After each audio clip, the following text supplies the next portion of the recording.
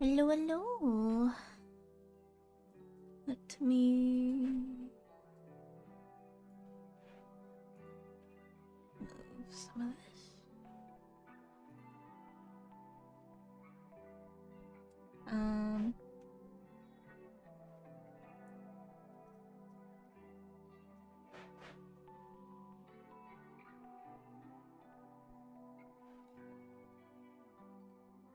Wait, okay.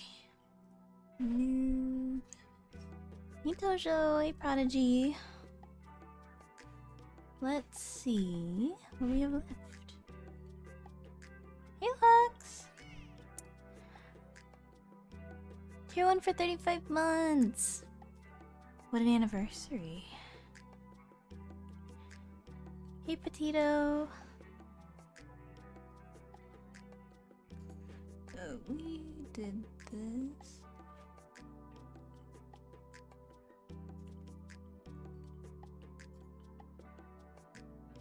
Oh, wait. Oh, okay.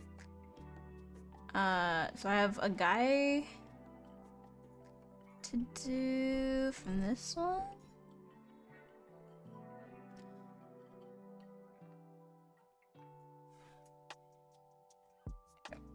Let's do that.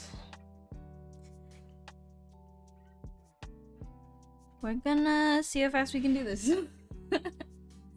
I would really love to finish it today.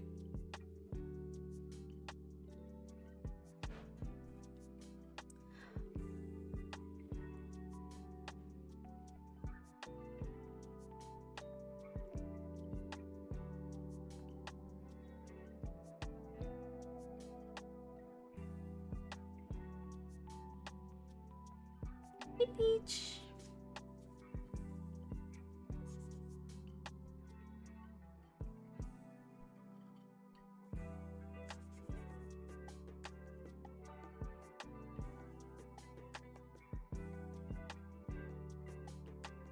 Okay, let's see.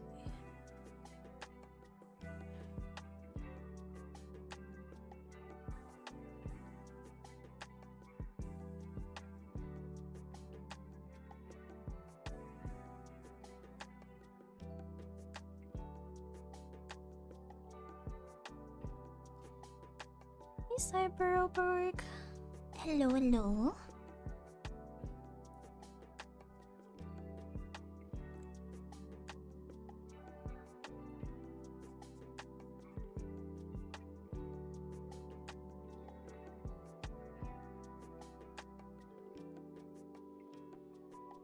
Thank you, Jobs.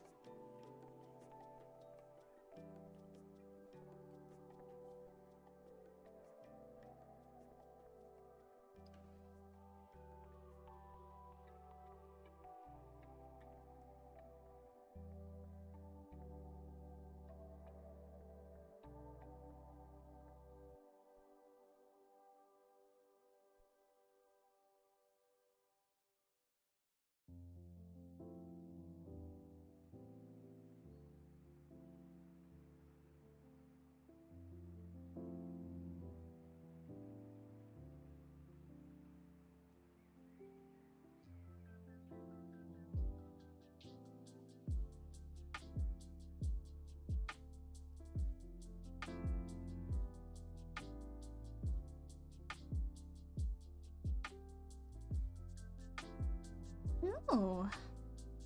Yes, I would like to finish the series that I'm working on because I started on Luca and I'd like to finish her as well. It's not working. Maybe the sensitivity is not high enough. The sensitivity is not high enough. There we go.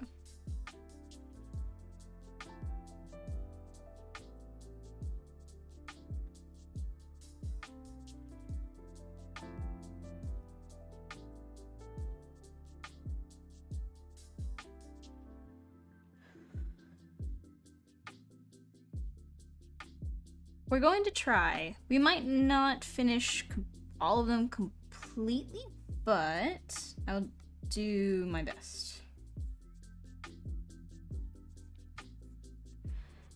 How's my week? It was very busy. It's kind of crazy that I've only been at my new job for like a few, like, I think this was my third week. It felt way longer, but okay.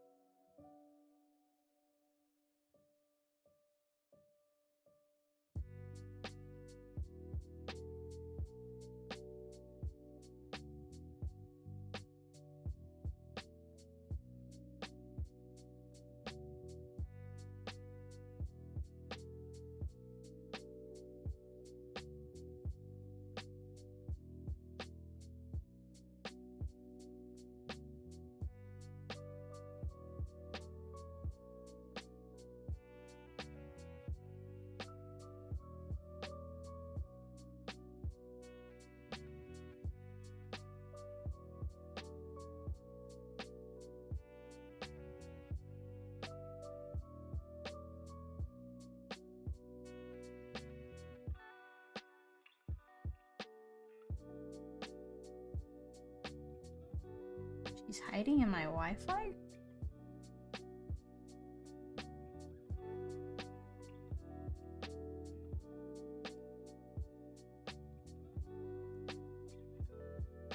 Oh.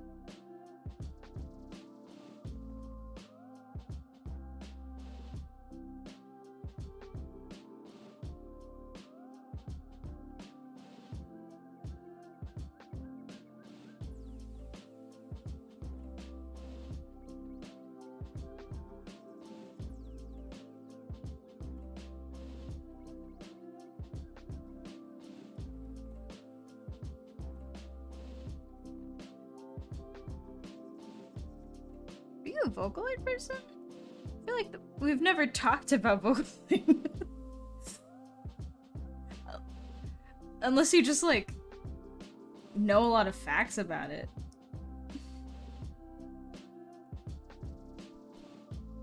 What the heck? How have we not talked about it?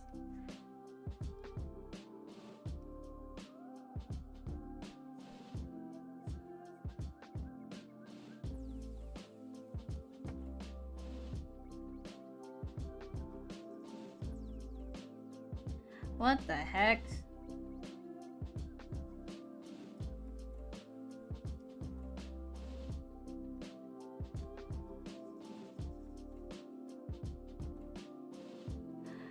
Hey, it makes me really happy to hear that. Thank you very much. I have that course is like I'm always worried like maybe it's just not enough as like a standalone thing. I'm always really grateful to hear from people who say that they got a lot out of it. It's just like impossible for me to support it now. But in terms of like keeping up with like feedback and stuff, I try to get to it when I can, but I appreciate that people come by to the stream and let me know that it helps them, because that makes me feel a lot better about like offering advice and being kind of like a like, I don't know, just not an educator, just like someone that people go to for advice, because it makes me feel like maybe I'm not full of shit.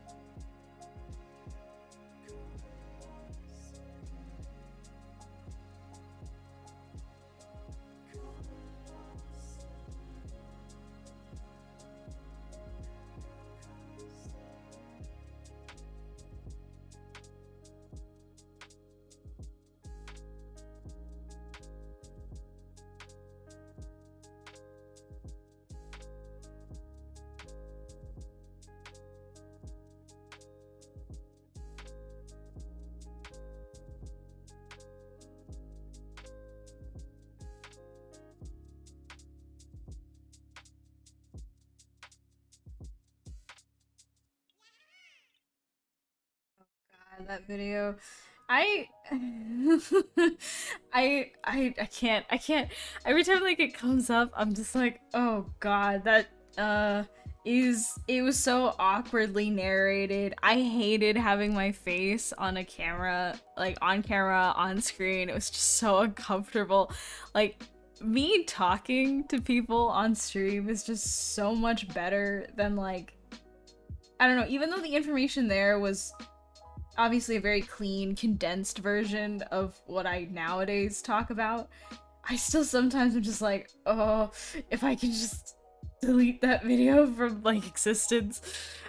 It's not like it was a bad video. I put a lot of effort into it, but just like the execution of it makes me cringe when I think about it. And like randomly my coworkers will be like, oh yeah, like I didn't know who you were, and then like your Proco video got recommended to me, which is absolutely mortifying. Thank you very much. So maybe one day the anxiety and the embarrassment will catch up to me, and I'll just make a much better one that is much more my speed and my favored format than that. I just I really do hate having my face on anything, but I'm always very happy to hear from people that they liked it. That makes me feel better about it, honestly.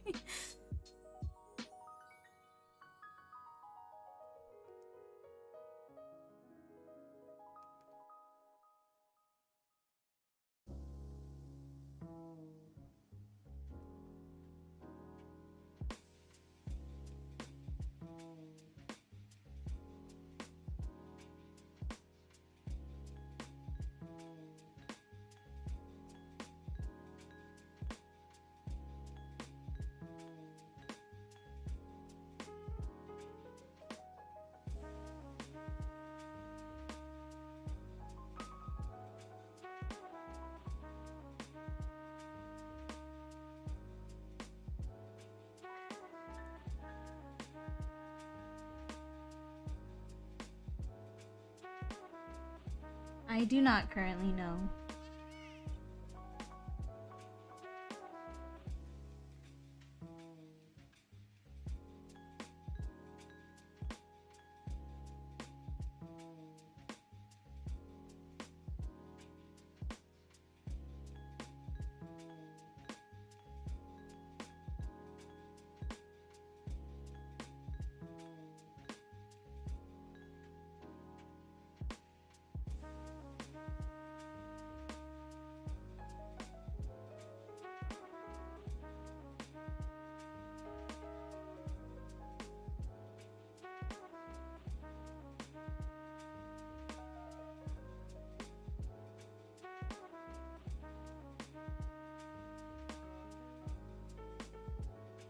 Um, so mentorships are thank you everyone for the subs, by the way. Thank you very much.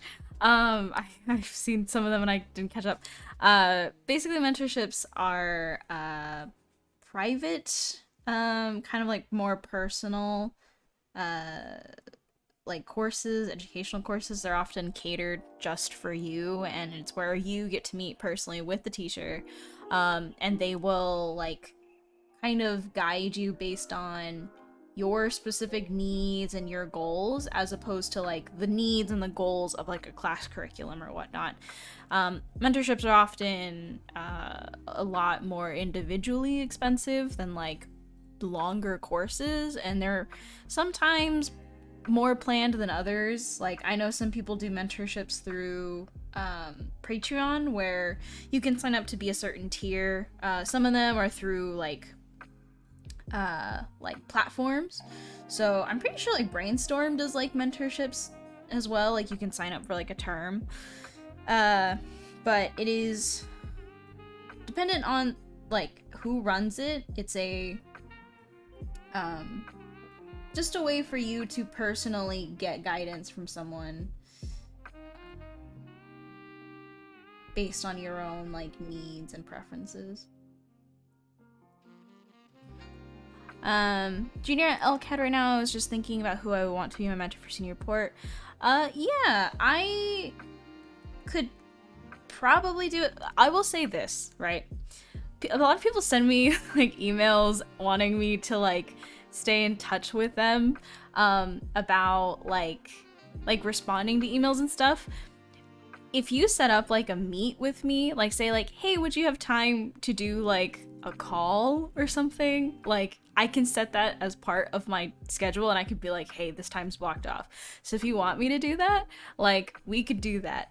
But if you just send me an email and it's like, hey, can you answer some questions? Like sitting down to write a response to an email will often take me so much longer than if we just set up like an hour one day.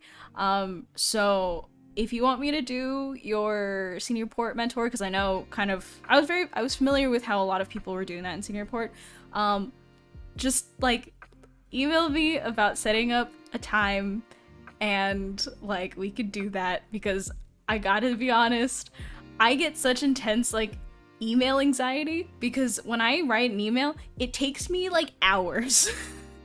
Like I am crafting and writing that email for so long. It is just so much easier if we like just set a time and we do like a call. I'm like so bad at it. It's easier if I have like a block of time that's just like locked, you know? So hey, if you ever want me to do like an assignment or like interviews or something, just be like, hey, let's just do a Zoom call. I cannot.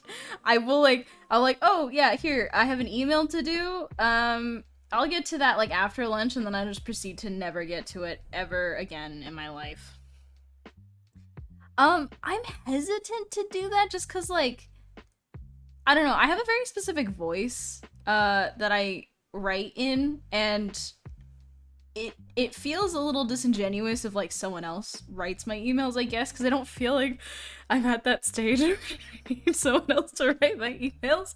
But it is a valid thing. I will consider it because I am terribly, terribly bad at responding to emails, because I always get too in my head about it. Like sometimes when people send me DMs on Instagram, I will use text to speech because I will write so much stuff that my hands get tired. So I just text to speech, like monologue it, and then I edit it afterwards. But like, I don't want to do that for like every email, so look, Mama raised a weak bitch, okay? That's me. And I am a child. Just set up time on a calendar, and I will go to it.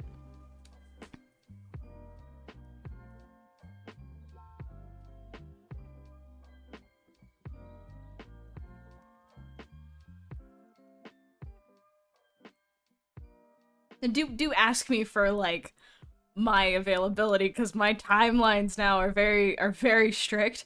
But yes, it is a lot easier for me to approach going to like a Discord call or something and then just doing it that way.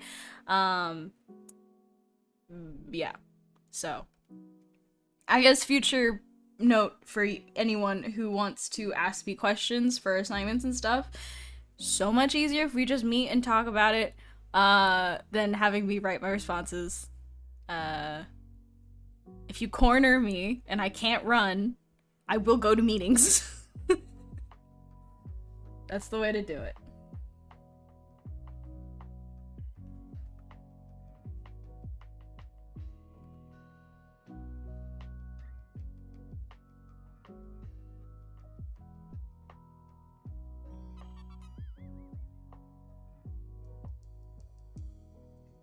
Yeah, it's been pretty cool. I mean, it, I got started pretty fast. I know some people from my like orientation class where we all kind of um did orientation together as a group.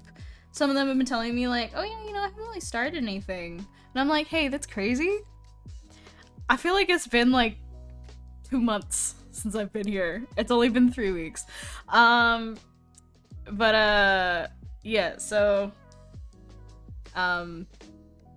it's been busy. That's all I can really say. It has been busy.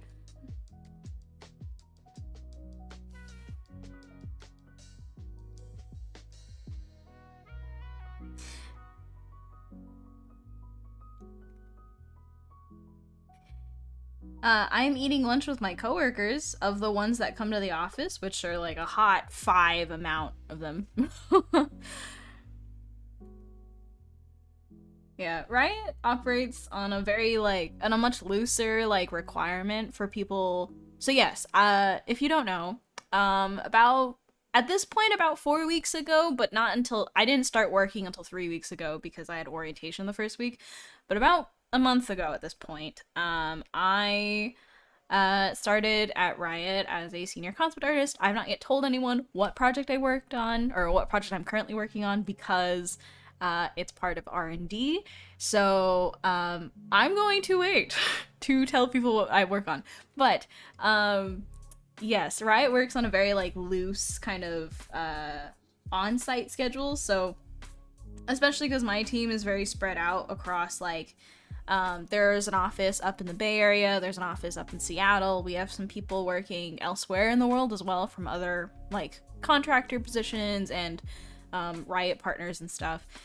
So like the team is very spread around, and maybe about like under 10 people could come to the office, and about like 6 people actually do.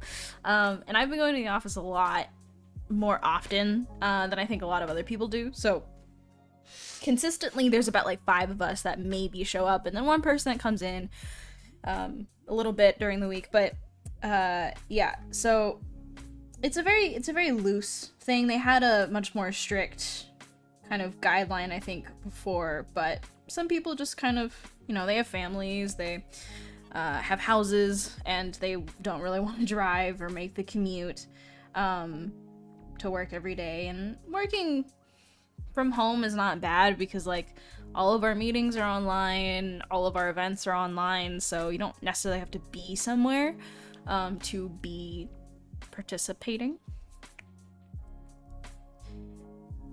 Well, all of us have like at home work stations, so they do give you like equipment if you want to work from home.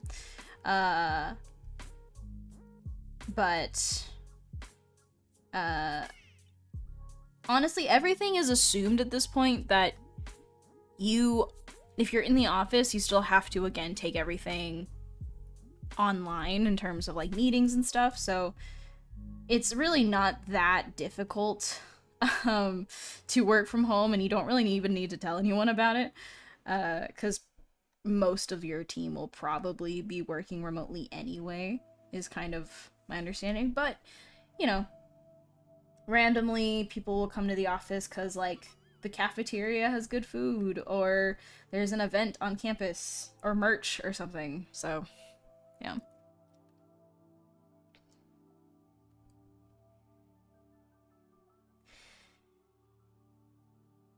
Yeah, I will say of what I've seen, they're very responsive to people requesting kind of a shift in that mentality. So, it was pretty cool to see.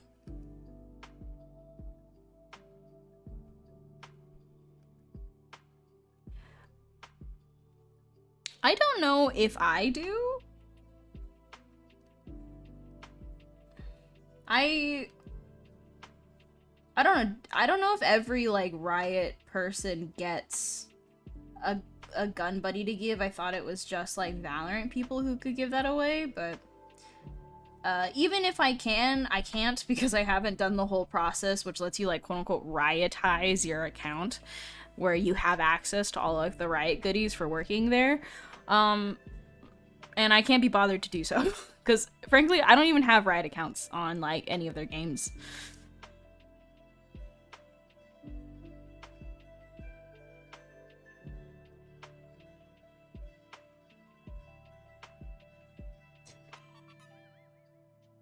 Am I required to live near an office? No. But they will help you relocate like every other job.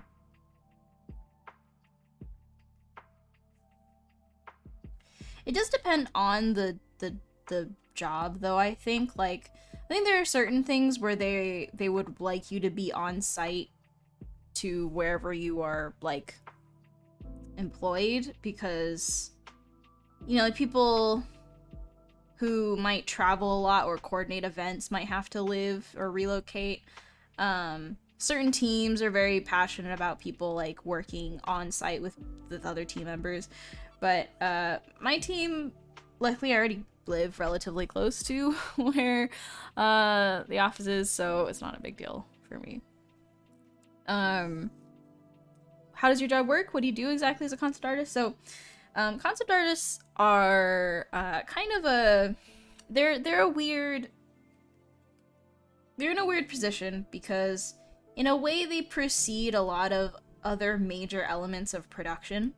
So ideally concept artists should be one of the first people that will be active on a project because you're helping them kind of like pre-visualize uh the the project, the like maybe even just like the visual look of it, or you're helping like directors, creative directors, writers, investors get like kind of get a hold on, you know, where the direction of the product is. You can do proof of concept, illustrations, designs, a lot of preliminary work to help people basically get on board and invest in whatever the product is about. So with games in particular, a lot of concept art jobs is doing a lot of visual development work. So that could be kind of like basically conceptual illustrations or conceptual sketches of what something could look like without going into the weeds about this is what it's actually going to look like in the final product. You do things like here is like a potential screenshot of what the game could look like, even though there is no game to be working off of. You could be doing character designs like I typically do because I'm a character designer, character specialist. And that could be anything from making original characters to making characters based on certain IP to showing investors what it'd be like if a brand sponsored content within your game. So you can show like, oh, if this company sponsored an event in our game, this is what branding could look like. And so you're a lot of things. You're kind of the beginning of marketing, or the beginning of a lot of production art. You are helping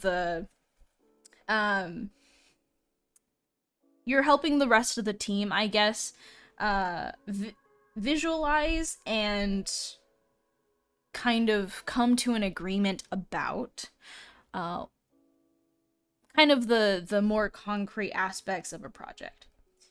When you get past that sort of beginning stage, concept artists serve as sort of the start point for a lot of different things, a lot of different parts of the product. So I, as a character concept artist, will take character prompts, character premises, and I will do basically the entire pipeline process required to take them from pitch, idea, concept, to ready-made materials that will help other artists like 3D modelers, animators, tech art, VFX artists, riggers.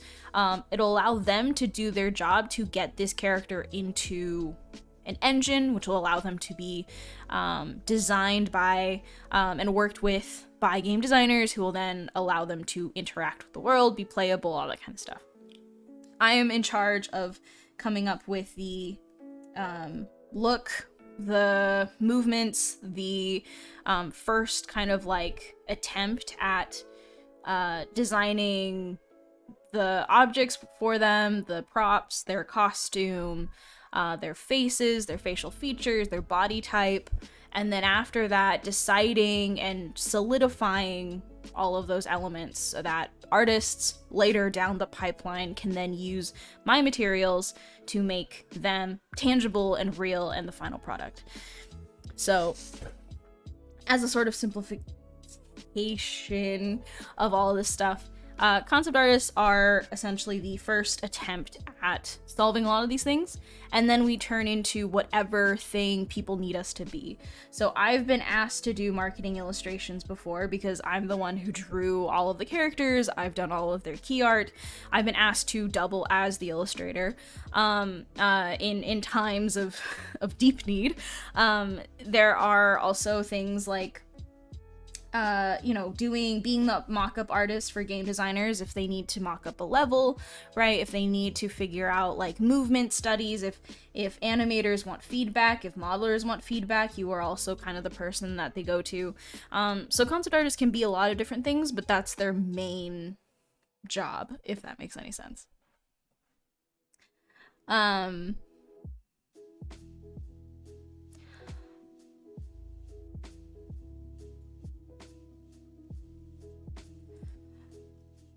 I mean, nowadays, I think, like, a lot of companies are a lot more willing to work with people that would prefer to work remotely. It's a question that they ask you nowadays. Most companies will ask you, like, hey, are you thinking about working remotely, or could you potentially be willing to relocate? They won't tell you right away if that's, like, a deal breaker or not. It's not really applicable in my circumstance because I was already moving anyway, closer. So it was like, yeah, I mean, even if I didn't want to relocate, I'd be moving closer regardless, so it doesn't really matter.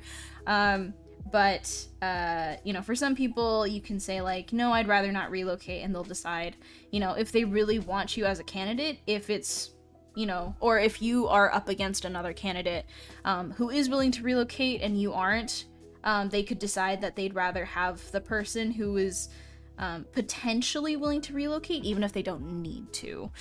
Because companies, especially like Riot, have invested a lot of money in campus, and they believe a lot in campus culture, so some companies will prioritize wanting people that can actually, and this is more than just, this was like before COVID as well. Like, I've gotten art tests and stuff and passed like the interview stuff for companies, and they've been like, because you didn't want to relocate, we've decided to go with someone else who did, which is fine, right? That's just how that works. So, I can't say whether or not it would be a deal breaker in your instance, but it is not like you not wanting to move for the job will immediately be like an inaccessible option. At this point, it is a very accessible option to say that you only work remotely, even if you are in some ways moderately close, right?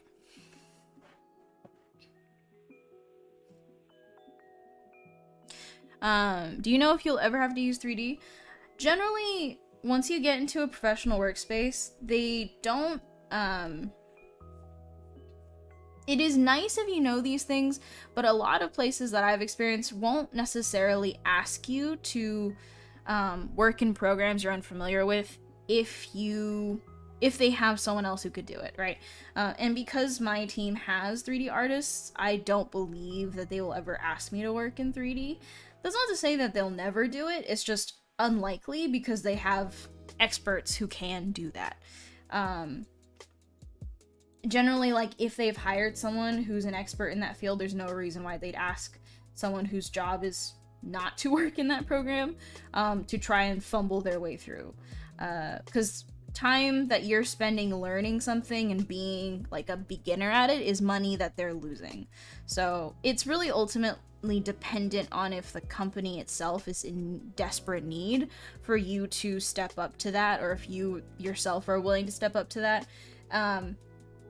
Some companies are much more ruthless in that sense and will demand that you learn programs that you have no like familiarity with.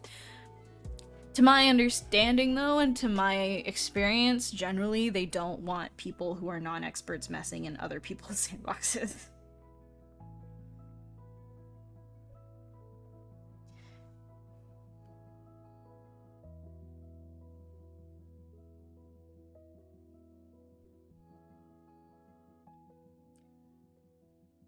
Most will not explain, no. If you're a student, there's a case for you being able to say, like, hey, could I get some, like, clarity on as to, like, if it was because of my portfolio or something. But generally, it is a little bit of, I don't know if it's legal, but I just think they tend to not explain ever, because a lot of extenuating circumstances can be behind the reason why they decided to not hire you, which can also implicate them, right? So, like, there are more reasons than someone else got the job. It could be that they decided that they didn't have enough funding to actually hire someone, or there's not enough work, or stuff about the company, like the you know, things that you as an applicant and even the public should not be aware of, could also have been the reason why they rejected you. And it might also be other things, right? Like, companies don't want to create situations where they have to, like, implicate themselves, whether or not that's through, like, potential bad press, right? They don't want to be giving almost unsolicited critique, even if you did ask. So it's generally like, they're not going to say. It's easier if they don't say. So in my experience, they generally will give you a super blanket statement and not respond to you after that.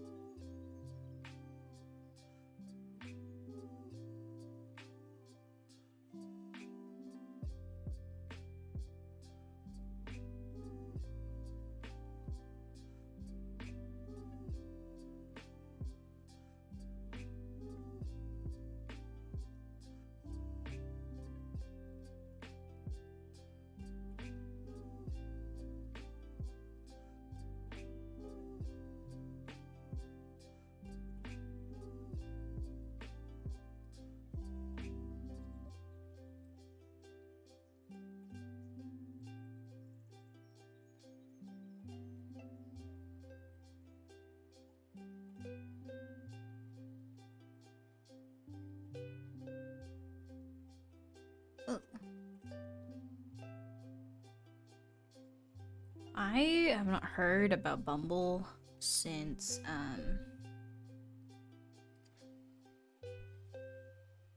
I was at SCAD. A lot of people at that school used Bumble.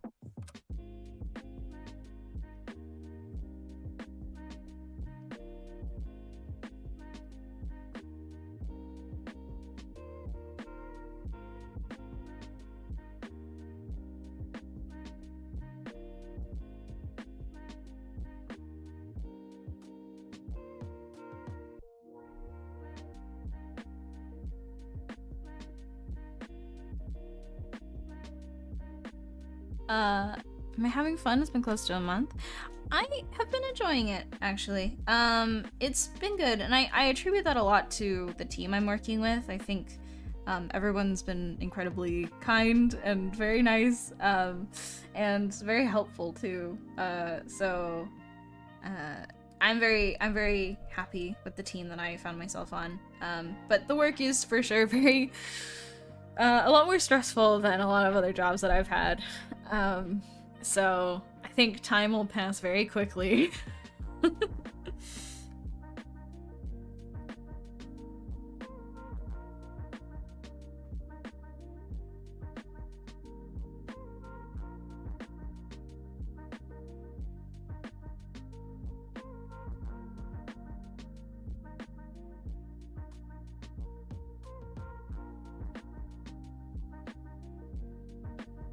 It's sort of like getting used to a part that I'm kind of afraid of, if I'm honest. Like, it's just like, I don't know.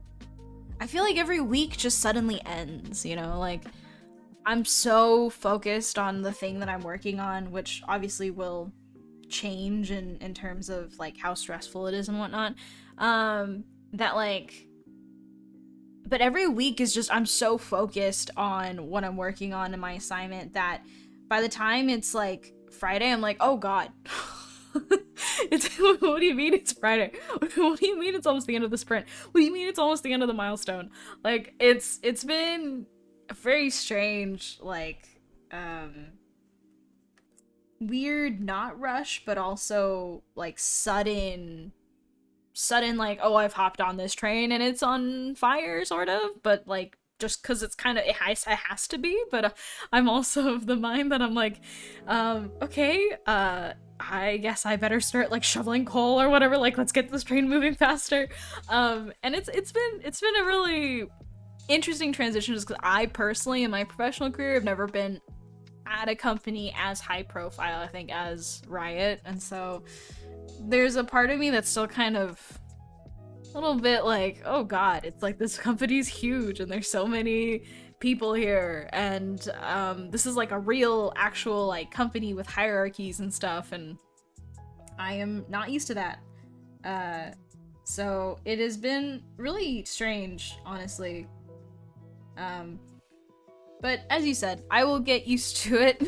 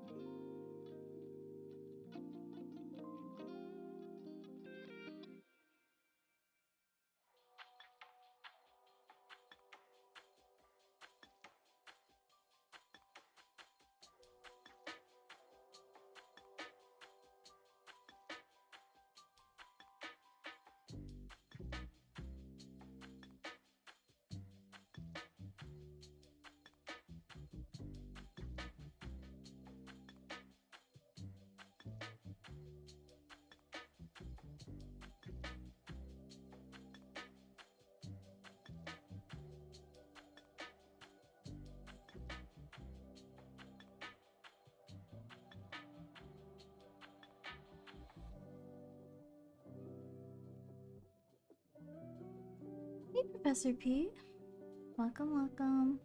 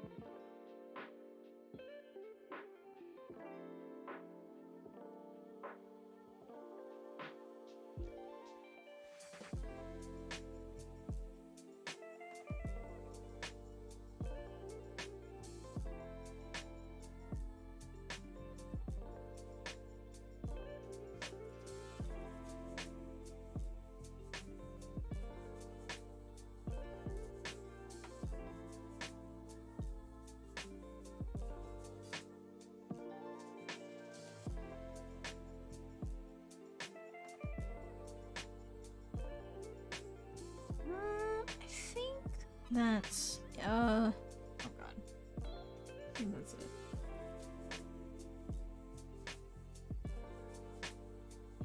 And I don't think he has a tail. I don't think he has a tail.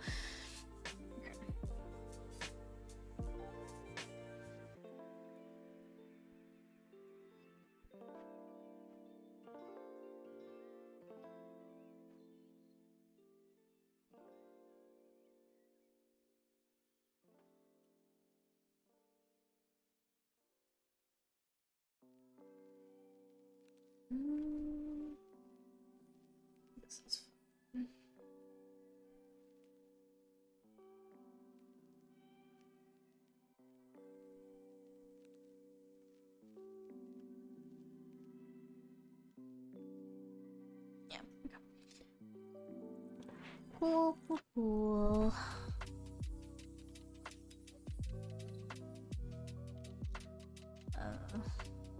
Where is this? Okay.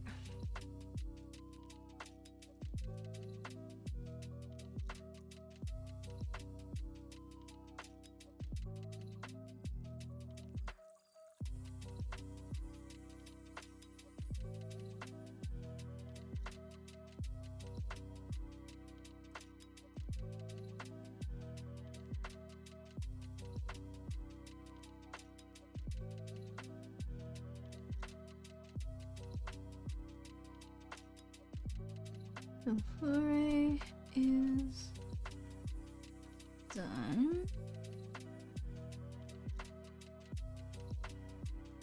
And then let's do the sketch first, and then let's do the colored headshot last. I'm gonna try and do all of them today. So we are going to do the sketch first, chibi next, colored headshot last, just so that we end with the one that is probably gonna take the longest. Which is a little out of order, but let's just do that. Let's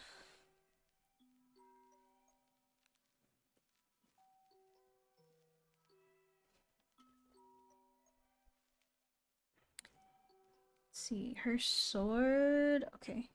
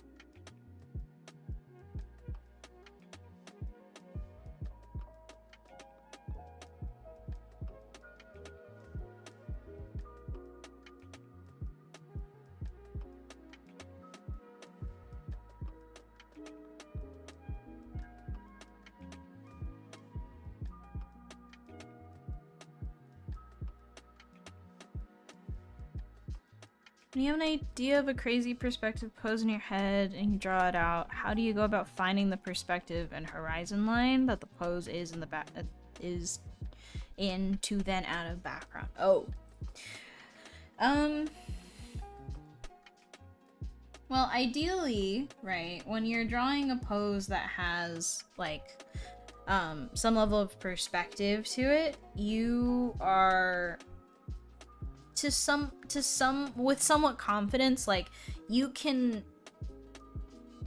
then recreate like the general box that kind of surrounds the character in the correct perspective based on landmark clues of like how the character is standing, where certain areas on their body like fall in terms of perspective, right? So like you should have an understanding of how to reverse engineer the perspective pose in your head that you put down. Well, not on your head. You should be able to reverse engineer the pose's perspective on paper based on landmarks from the body itself, right? If you are not able to do that, right, if you do it and it comes out kind of wonky, that means that you don't actually have a determined perspective that the pose is adhering to, in which case your background is going to be fairly inaccurate. Now the thing is, most poses to backgrounds are not necessarily in perfect coherent perspective. Quite a few really good pieces are often bending perspective in slight ways to make it a lot more exciting, to make it a lot more dynamic. So I'd say don't necessarily worry about adhering to it one to one, but you should be able to, again, reverse engineer the pose's perspective so that you can then use that as a general guideline for, okay, if this box is in this like configuration, right? Like say if this was like your perspective, you should be able to then like reverse engineer what is essential. I think this counts as, oh, see, now I fucked this up because I did not plan this at all.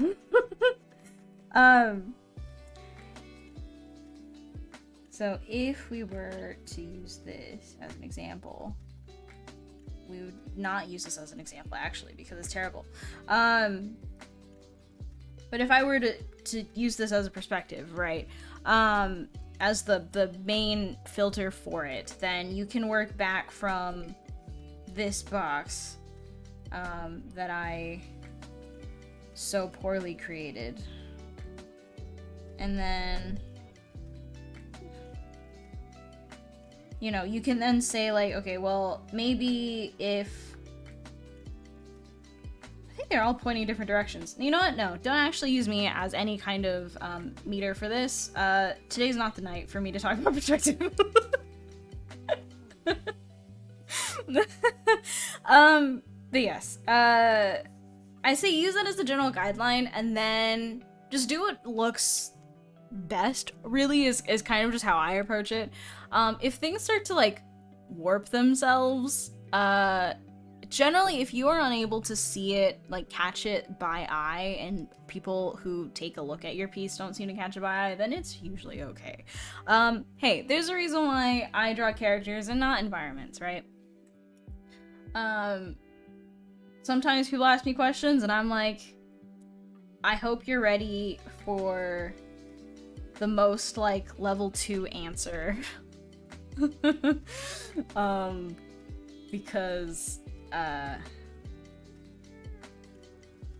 yeah, I am unsuited for this.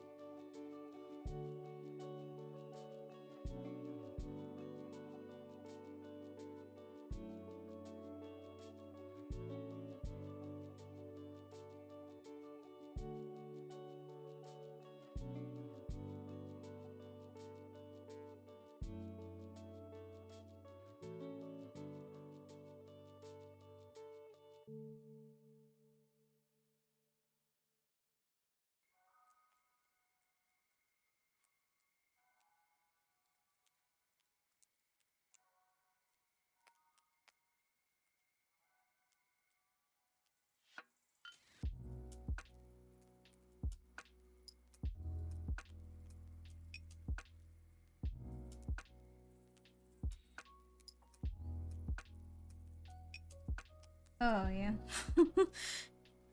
I always like when the narwhal appears in the Google Anonymous list. How's Peach? Peach is good. She is no longer sick. And so we've gotten back into bullying her by seeing how many times we can pick her up before she really gets mad. So far, so good.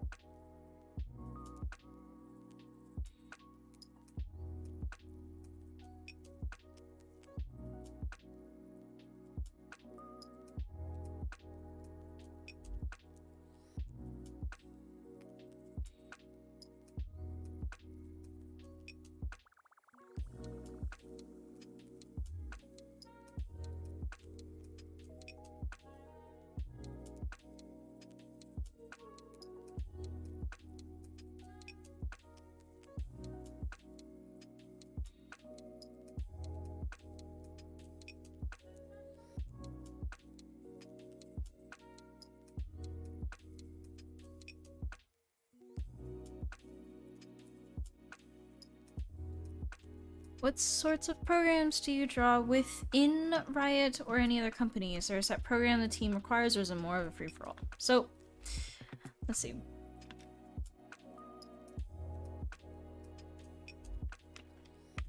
Generally, when you're talking about programs, the more important thing to ask is if there are any integrations that require certain file requirements, right? So there are certain programs beyond what most artists will ever care about, right? That use Photoshop as the primary way that it interacts in terms of like, here's a file that has layers within it, and other programs can interact with that file outside of it just being a Photoshop file, right? So there are certain programs in which .psd, a Photoshop file, can be multifunctional, and so therefore certain things are much more likely to require some form of program which can export and save in a Photoshop format. Now, multiple programs, as you know, can save in a Photoshop format. So, from my experience, as long as your program can save, export, read, and draw on a .psd, .jpeg, .png, you are generally okay to use any program that you want. However, most companies do have, usually, an Adobe Suite license. And most companies will require you to use company licenses to create company assets. Any work that you do using a company license technically belongs to the company.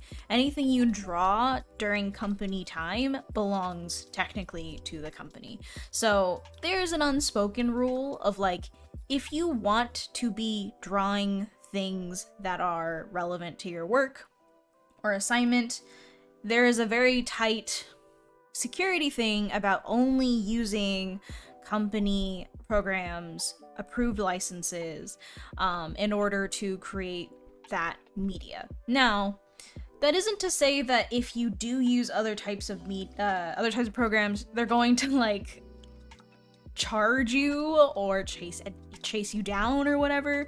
But it's just, that is the general hope consensus. That's the general like messaging that you'll get. So what does this all boil down to? Yes, you can use other programs. Typically, it's Adobe Photoshop because of all the programs that use PSD files as a multifunctional thing. If your program can save a .psd file, you are generally fine. If it can save a JPEG, a PDF, a PNG, like you'll never come across an issue in terms of being able to save and transport your files. But the other caveat is that companies will often require you to use their licenses. They won't chase you down for not using them, but it is considered company property. And using personal licenses to create company property, unspoken rule to like, hey, don't do that. But also, like, unspoken, you can if you want to. From my experience, they've generally never been extremely tight on this and checking it, but it is a legal thing. So my recommendation, save non-work things and use non-work programs for that. Photoshop remains the standard. Adobe Suite remains the standard for a lot of professional companies. Is using Procreate on an iPad common in that industry? It is not common to use that as a replacement for a traditional workstation. From my understanding, it doesn't mean that it is not something that happens. I'm sure there are some people that do prefer to work that way, and there might be accommodations made for them.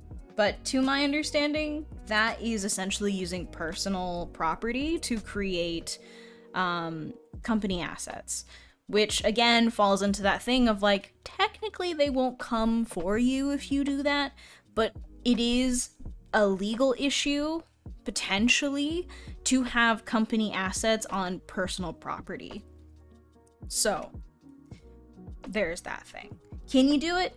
Yes. Should you do it? The company will tell you not to, because if your personal property is compromised, then you serve to be a security risk and a security breach for that company, right? And IP, personal property, company assets, like that's all very like tightly controlled.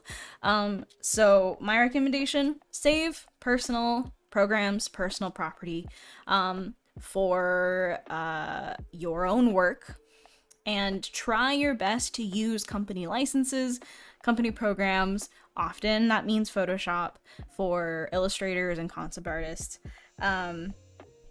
And mainly because Adobe licenses are very easy for companies to get corporate licenses for. And it has a suite that includes many different departments, not just concept or illustrators. So Adobe Photoshop is generally the norm. Clip Studio Paint is not the norm at least in my field. It potentially is a new standard for animation studios, but it is not an easy program to obtain corporate licenses to. A lot of Western companies have not gravitated to it. It still is, for the majority of Western companies, a Japanese program that is a very niche thing. It's not as established as Adobe over here. And so typically company licenses, if they do offer it to you, will be a Photoshop license. Did I lose a question above? No, I don't think so. Do you know if you're allowed to request a license purchase for another program? Yes, that will count. If it is not something that they have previously purchased, do not have a deal with another company, in order to, like, they have a partnership thing with other companies to get licenses for maybe at a lower price or kind of a larger, like, more corporate level price tag. It counts as an expense, right? You can petition to have a certain program purchased as like a business thing, as a work expense, and certain work expenses are sometimes covered by your company. So things like, often nowadays companies will cover for office kind of purchases. So if you purchase like a desk or a chair or anything to create like an ergonomic desk space to work from home, that is a work expense, a business expense that you can then have covered by your company. In terms of purchasing a new program license, that might actually more so be an expense of the production. So that would be something that you would have to petition your manager. They would have to petition the project leader or whatever. And if you do get granted that license, it's considered part of the budget for the production itself. As far as I'm aware, I think that's what's typically happened. But yeah.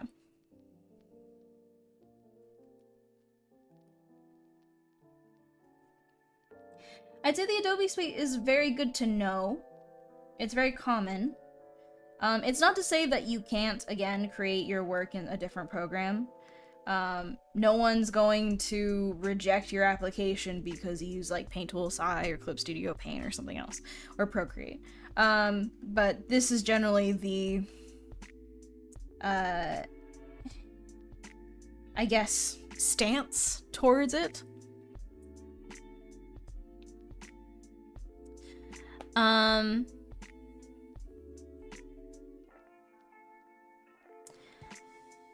So that's not the case, right? The idea is that you don't use it for personal work if it is a work expense. So anything made through that program is technically supposed to be only for business or work in reference to your professional career. Do people check? That's the question. But, you know, again, like, physical items. Yeah, again, like, there's various, like, tax stuff when it comes to, like, oh, what's your office? What are things used only for business? Well, if you also play games, like, does that mean that your computer is also personal? Like, you know, there's a lot of weird, like, gray area that I'm not really sophisticated enough to talk about. Needless to say, just try not to play around with that too much. Generally, though, you can write off certain things as business expenses if you do work from home. I know that there's parts of the law that, depending on where you live, you can write off portions of your rent if you use part of your home as like an office. You can write off expenses like art books, and games if you work in games. So I can write off games, movies as business expenses. You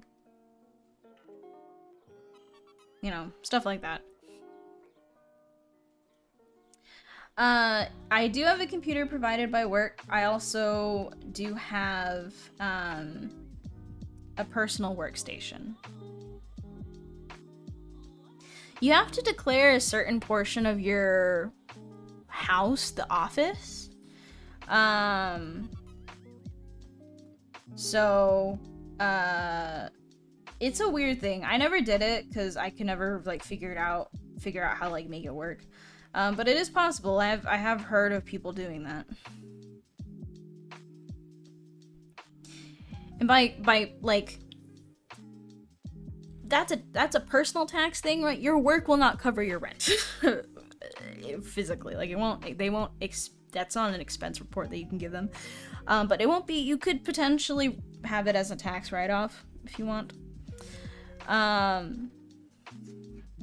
Well, companies will have very strict things about what they will expense for you, right? If you take a trip on for the company, like that is an expense that they may or may not cover.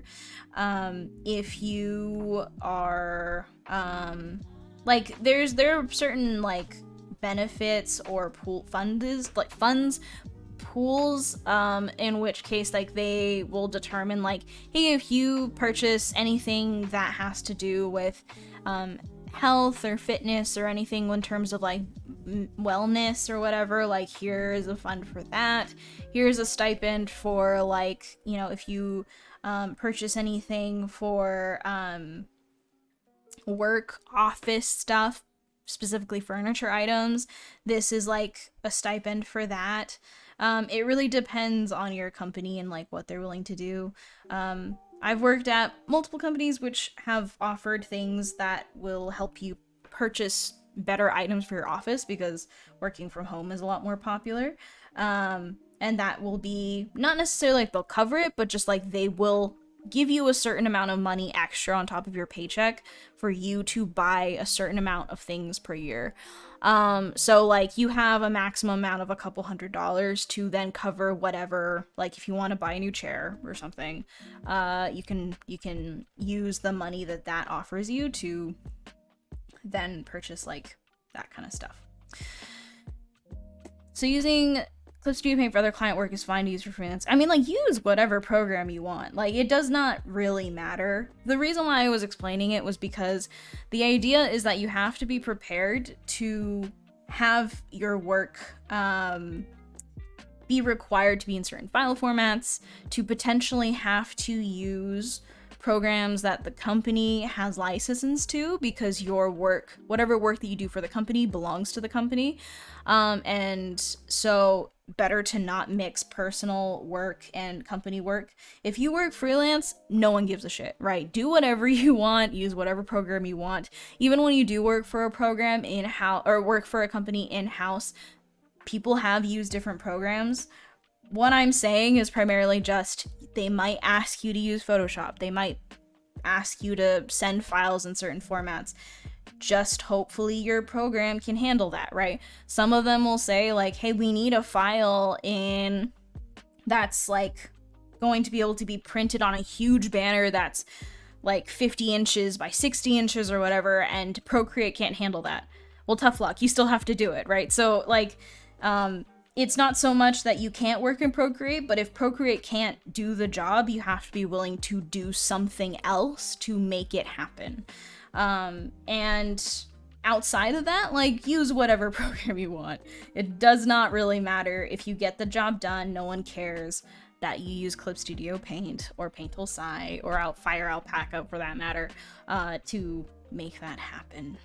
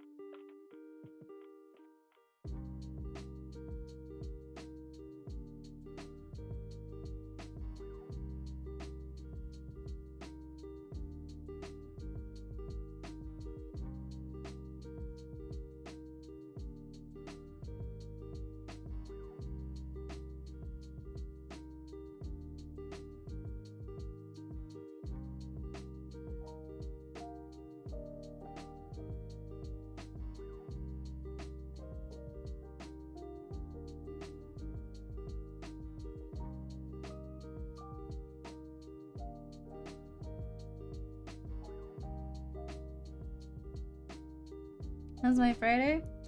It's been pretty alright. I worked from home today, so it's been very quiet. Usually when I go to work, I'm like constantly talking to people. I'm always around people, so being able to work from home sometimes is quite nice because it is very quiet. I can really focus, so it was very nice. It was a change of pace. I do like going in though. There's something about like having just like random conversations with your coworker about stuff that you don't really get to do very easily when you are on Slack of all places.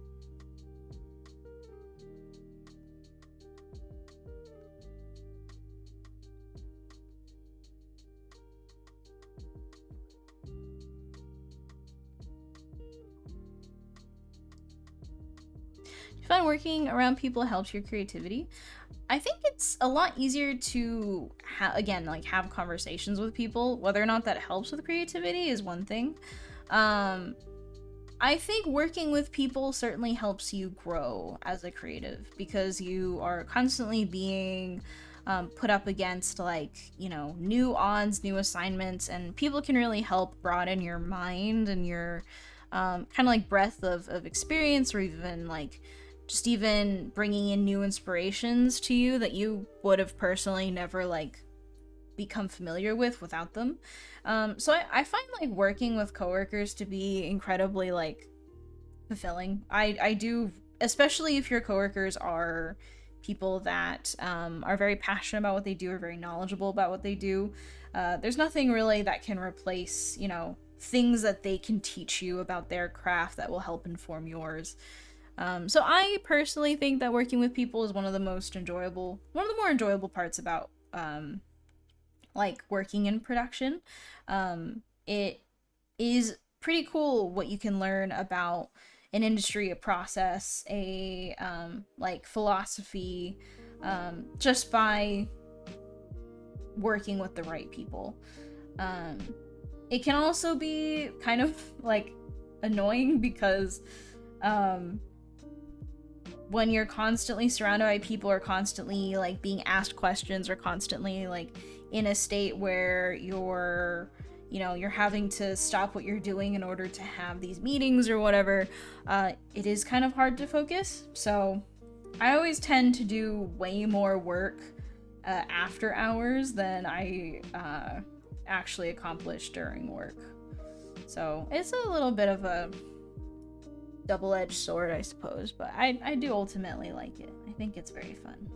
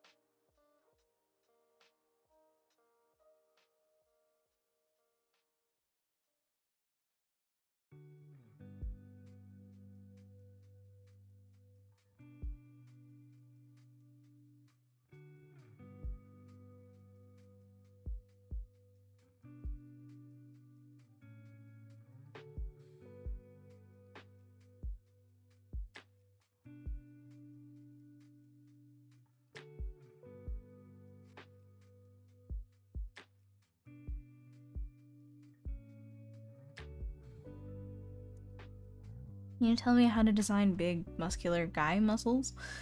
Um, use reference of big muscular guy muscles.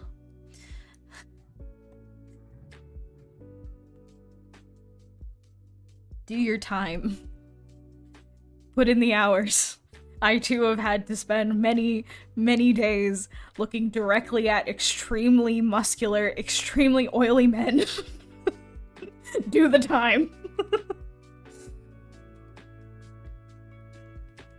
Like, I've seen muscles that I should never have seen. You just have to put in the hours and the time to study them, and only then will you understand.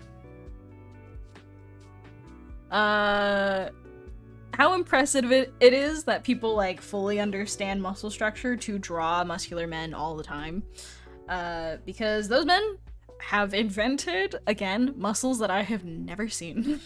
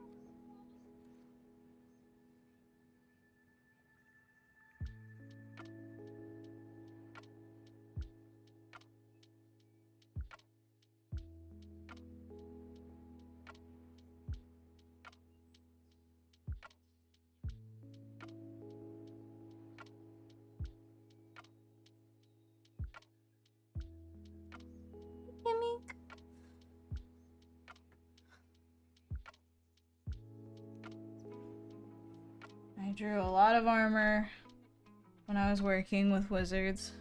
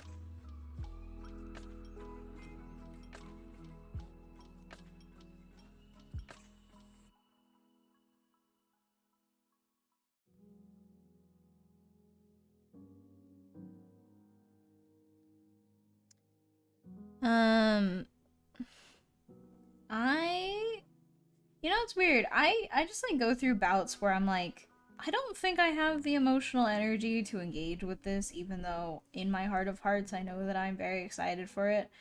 So I think I'm going into like a soft blackout about the game because I do really want to play it, but like, I don't know, like Gary was watching it, he was very excited, it sounded like it was a very good trailer, but like I think about it, I'm like, I have no desire to know anything more. So I think I'm just going to wait for it to come out. I don't think I'm gonna watch anything more about it. I don't think I'm going to read anything about it. Frankly, I don't even get that, like, any news I get about the outside world is basically just coming from Gary, because like I don't know.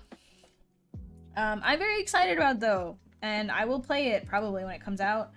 But I just, for some reason, have like no desire to like keep up with any news about anything. Like, don't necessarily care about new updates about like any of the games that I'm looking forward to. Um, don't really care about any movies that are getting released, shows that are coming out.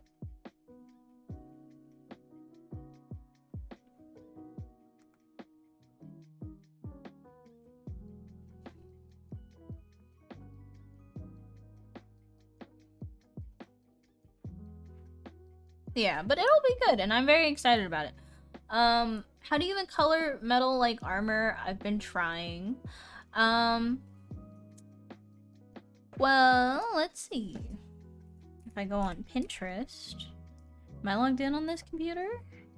Yes, I am.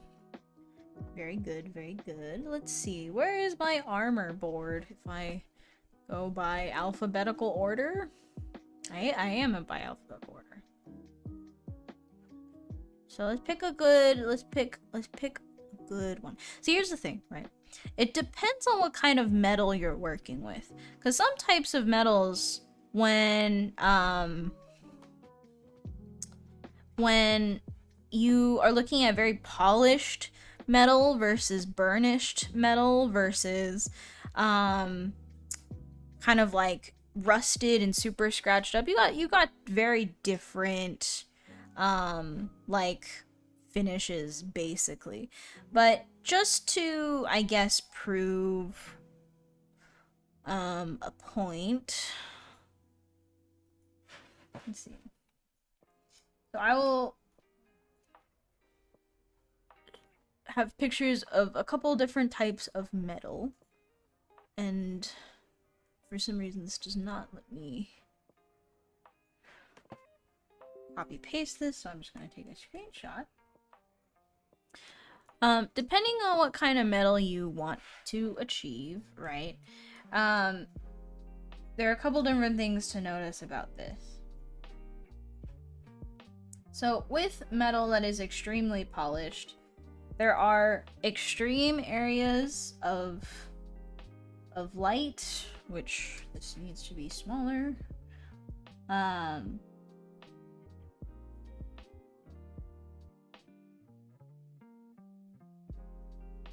And then almost exactly next to it are areas of significantly darker values. And that is the contrast that a couple people were talking about before.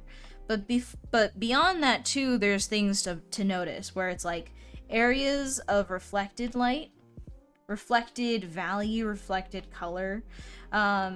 Polished armor, as expected, is extremely reflective. And so it's very important to keep in mind that when you're dedicating yourself to doing, or I guess when you've decided to go with very polished armor, you're putting yourself in a position to have to account for a lot of other elements in the piece, because areas of light value followed by areas of darker value, they are your only context clues, really. And granted, there is still more of a value range than I think is just like 2 values, but these areas are very important because what they're essentially telling you is where the light source is coming from, right? It's an above light source, obviously, because this is outside in an overcast day. But so this is the value, like direction, the light source direction. But you also have to take into account that it's reflecting a lot of other elements around it. So not only is it almost this like area of high contrast between light and very small mid-tone section before it hits that kind of like darker section, but also reflecting a lot of other values, a lot of other colors, a lot of other hues. And so that polished armor is in particular a very difficult thing because I think a lot of people don't account for the fact of the polished aspect of it makes it very reactive to a lot of things around it. If you don't account for that and you just paint armor like flat, with just like strips of, you know, different values or whatnot, this isn't going to give you a look that's very like actually very metallic. It's just gonna make you feel like, oh wow, it's just a lot of stripes, you know, a lot of very weird vague stripes, and just high contrast is not going to give you the look of metal. When it comes to different other types of metal, which is a lot more like, I guess, diffused, right? You have kind of the same general structure of areas of light surrounded by darker, more high contrasted areas. It's significantly less in terms of the jump that you're making, but these elements do still remain, and these are, while still influenced by whatever light source there is, the effect of that light source is going to again be diffused across more of it. So as you can see, like the darkest darks are where you expect them to be, closer to areas of shadow, but you don't get the same kind of drastic reflection that you got in the polished armor, because this is focused a lot more on having like a you know, more kind of like soft ambience being kind of the main drive for where the value range sits, and how shadows and other elements around it are going to affect like the direct material read of the armor. Also, because like then you get stuff like this where like rust and matte elements on top of the armor is also going to change. And then you got like burnished stuff, which there's other types of metals which react very differently. If you look very closely, like down here, you'll notice that there's a little bit of it like divots that you notice in the armor.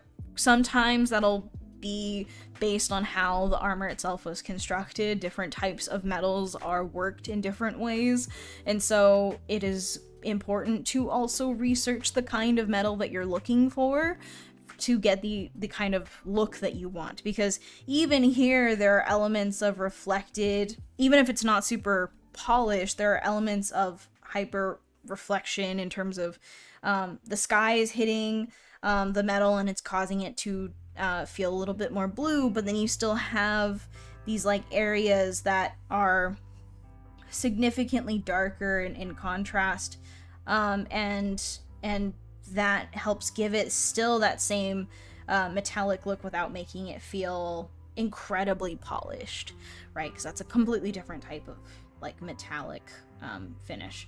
So finish is very important with metal, even though ultimately the same rules do apply, right? You're looking at areas that are reacting to its environment, that is reacting to the light that's hitting it, that is reacting to the ambient kind of like light, as well as the type of polish and finish that the metal has.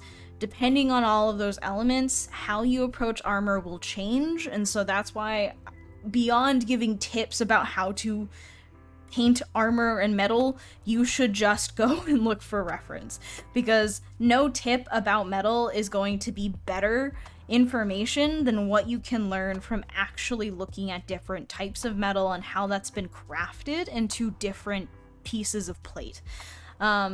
Because again, all these situations will change the look. Only painting based off of one idea of how armor can be painted is going to be too one-dimensional to carry throughout an entire painting, right? So my advice for painting armor, pay very close attention to your reference. And be very cognizant of the type of armor and metal that you're painting, because when you have to then continue to paint different types of armor, you understand how to achieve different looks, different feelings of like finish, of texture, of polish, of material, right? Different types of metal, as well as different moods, different lighting schemes, none of which is very easy to invent. So in this instance, my primary advice is to really rely on your reference at first, and then you can start taking liberties once you've begun to understand kind of the reoccurring patterns that painting metal and the shorthands that painting metal will kind of teach you with that level of experience moving forward.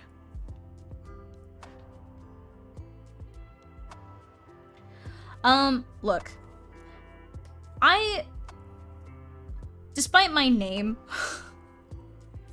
I am not someone who is very knowledgeable about like armor, history of Warcraft and other kinds of like battle armaments. That is not my field. I have met people who have dedicated their lives to learning this stuff. That is a whole lifetime spent learning that shit. And I am not going to do that. So don't ask me about types of armor, historical eras. I am an uninvested student.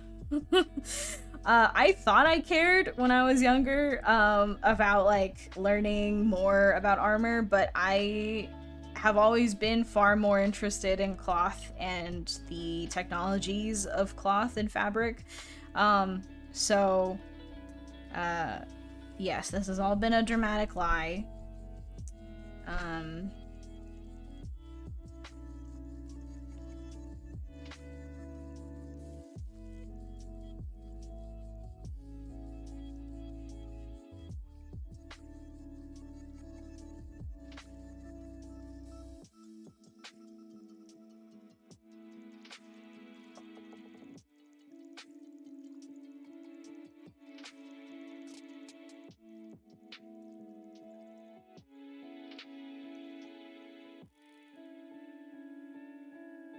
Thank you, Pinterest board. You've served me well.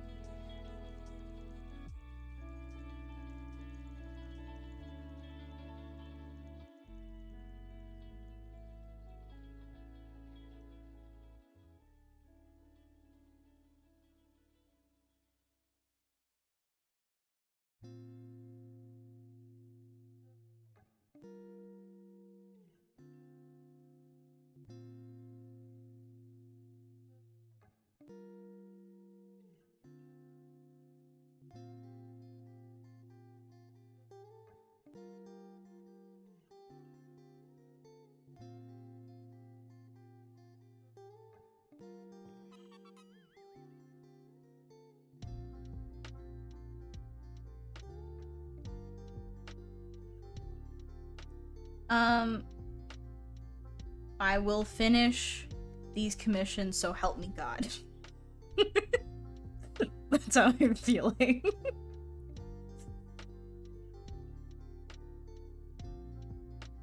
Pretty good, though, I will say.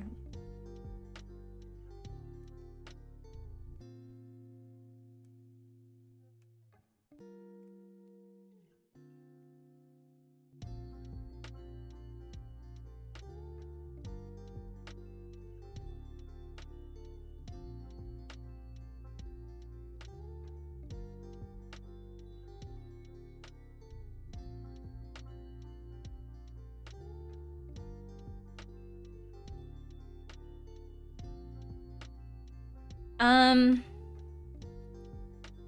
Mikami. So armor is rigid, but as an artist, you have quite a bit of leeway when it comes to how armor helps or enhances the pose of a character, right?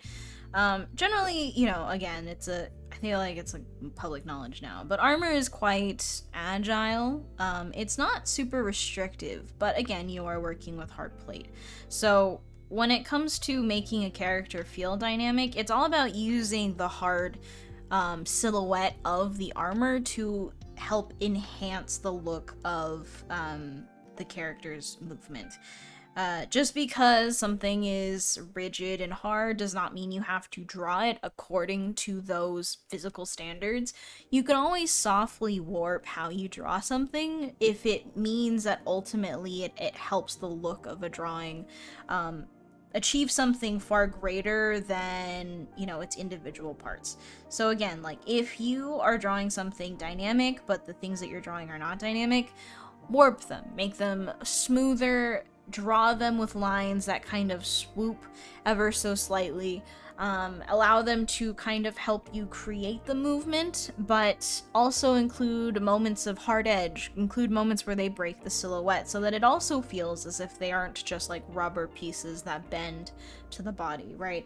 The idea is offsetting hard, solid pieces with areas of like smooth, kind of like rhythmic or even like momentum driven angles and swoops and line work to help balance out areas that are a lot more solidified.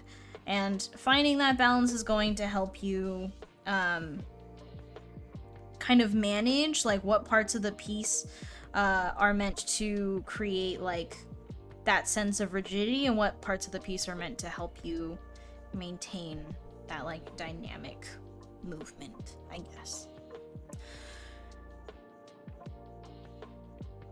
What do I plan to do for streams once we're done with this? Yes, I will draw whatever the heck I want. And that'll be very exciting because I don't get to do personal work very much anymore, and so streams will be my time. They'll be my time to do that.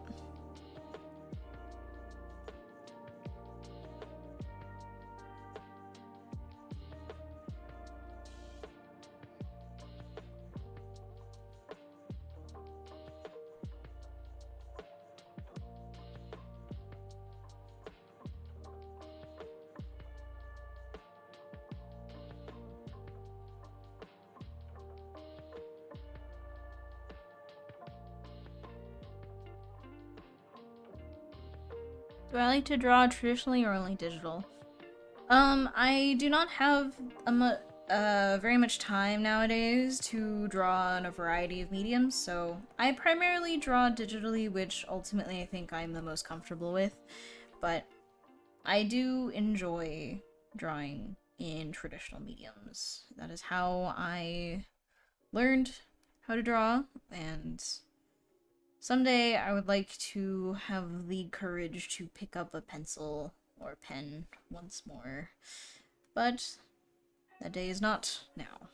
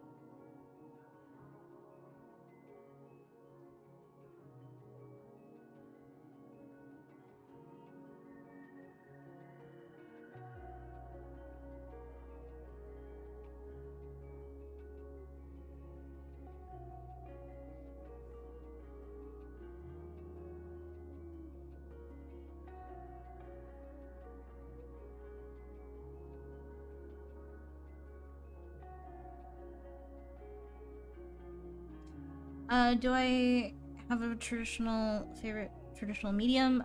Just pen and pencil. I am a simple person. I've never learned or dared to learn anything more complicated than that.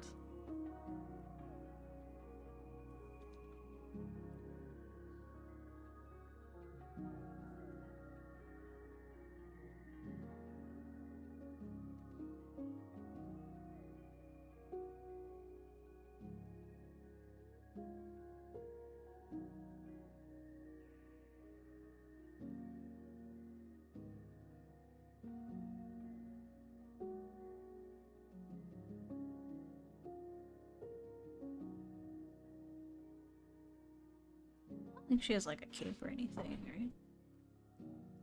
Oh wait, no, she does. Does she? Oh.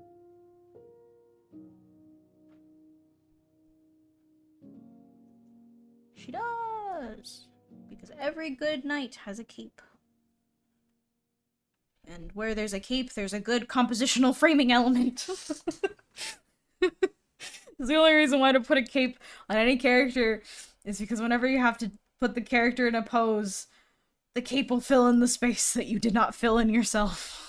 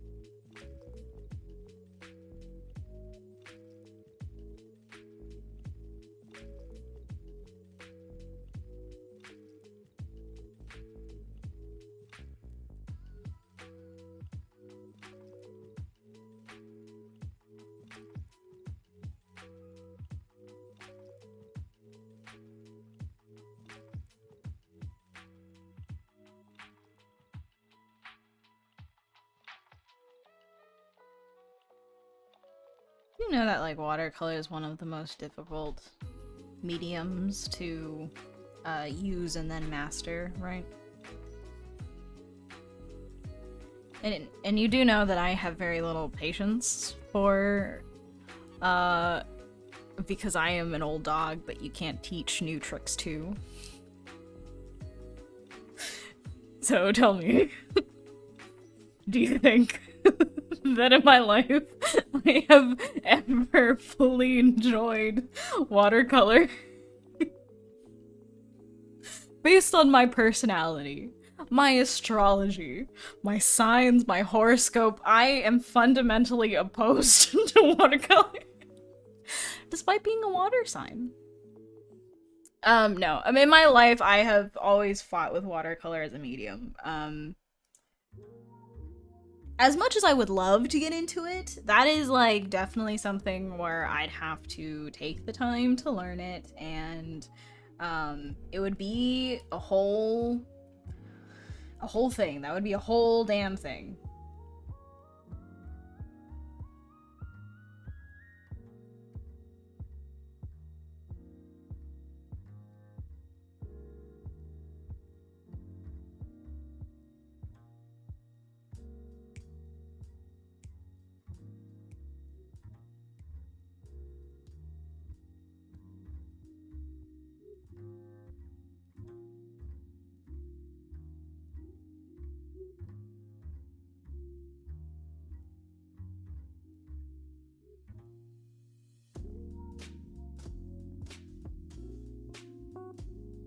I think this is the, yeah.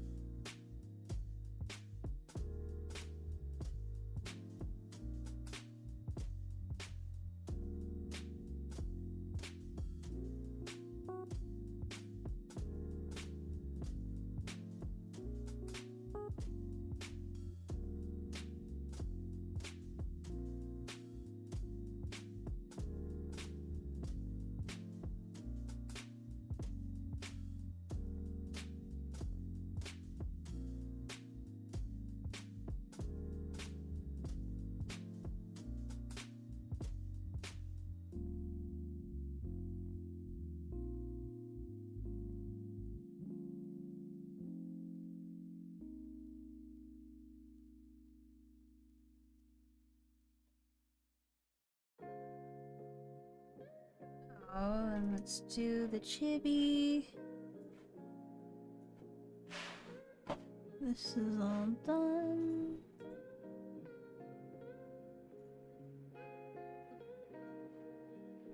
Any tips on figure drawing?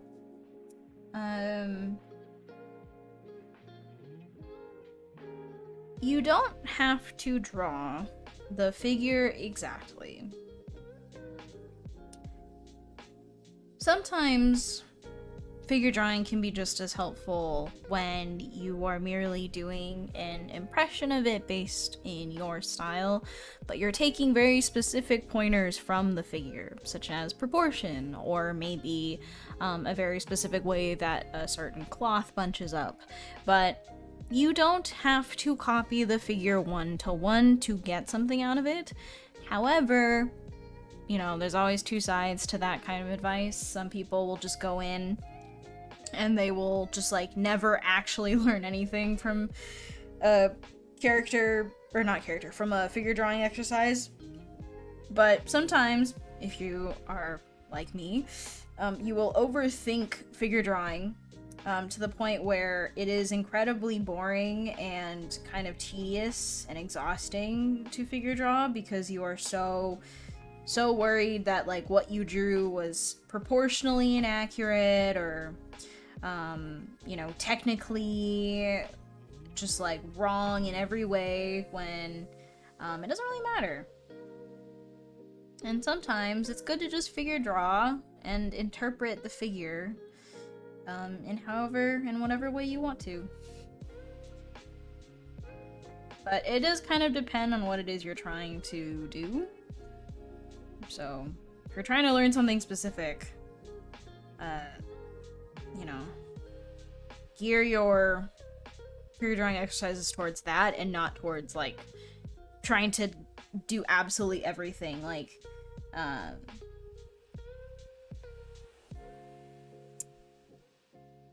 you know, don't try to do like shading and lighting if all you're trying to learn is proportion and anatomy, if that makes any sense.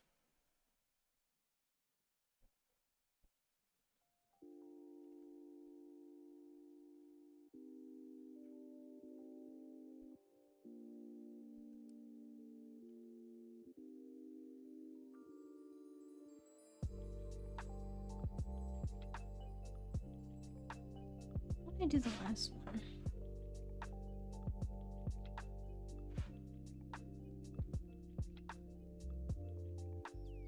This one was very cute, so everything is gonna be based off of this one now.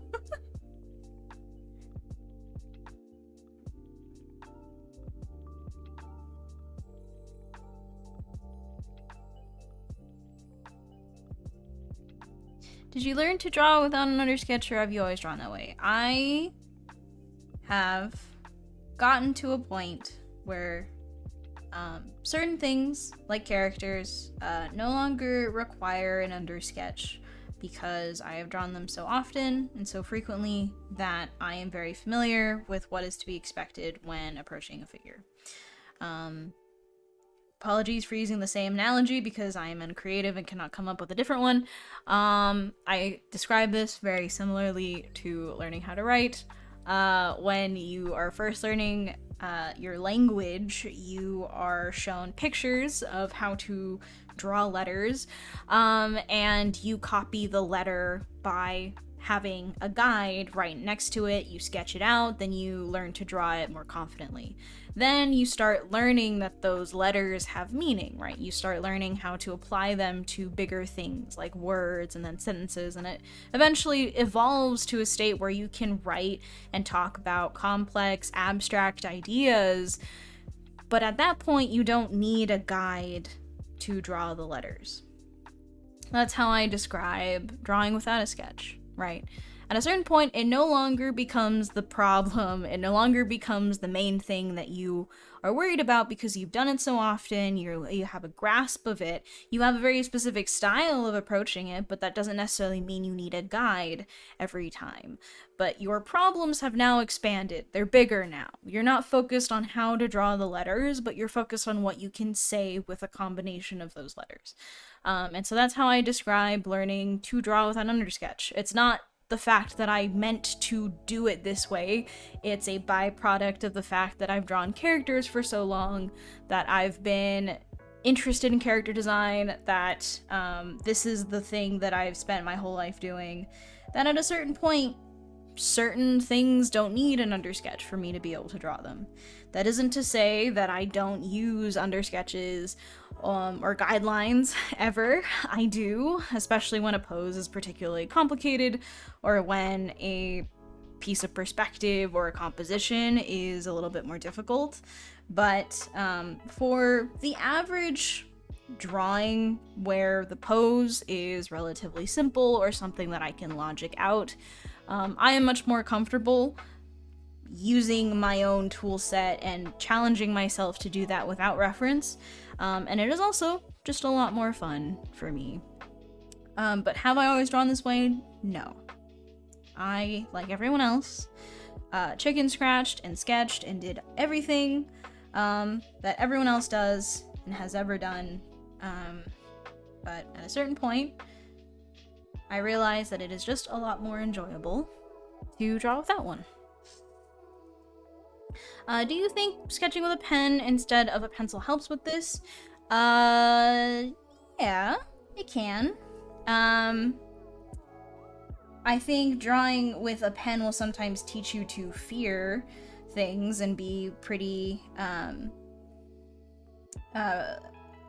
careful and kind of a perfectionist, but I will say it is very helpful in learning to be more purposeful with your lines and learning to be more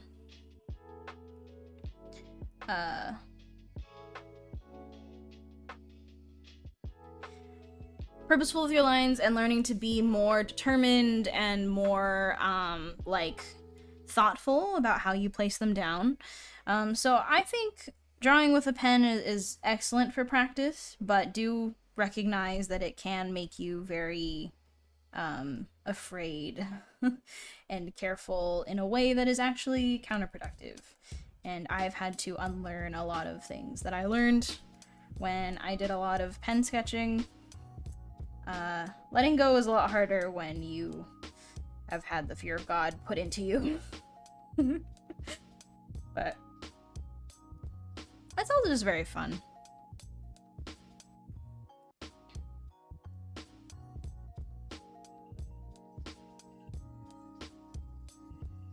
Yes, decisive is the word I was looking for.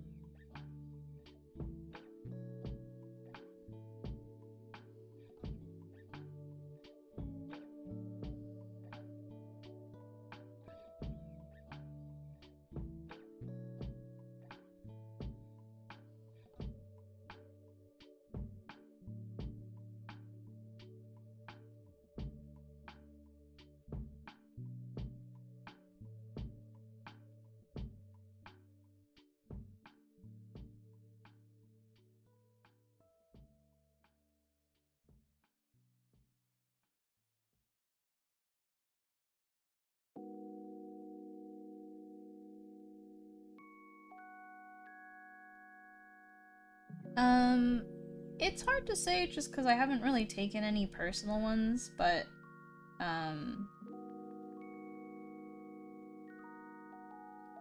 my range is, at this point, probably closer to Like, minimum is like 300, maximum's about 3K.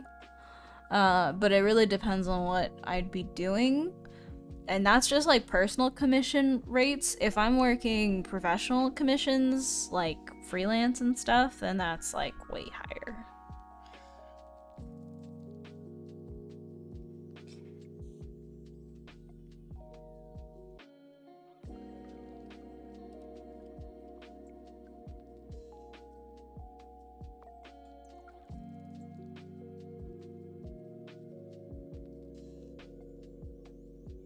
I'm so sad that this is an innovation I've made at the very end of our journey.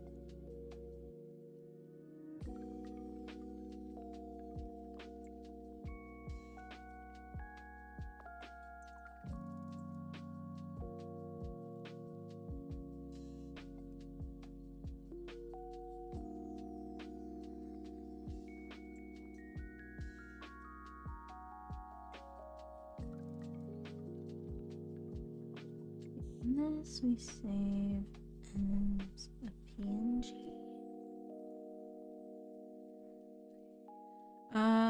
Guys, it's the last one. We're on the very last one.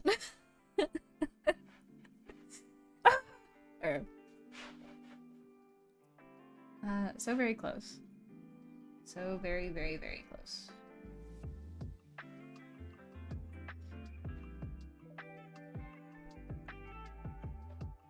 Okay. Let's not fuck this one up, guys.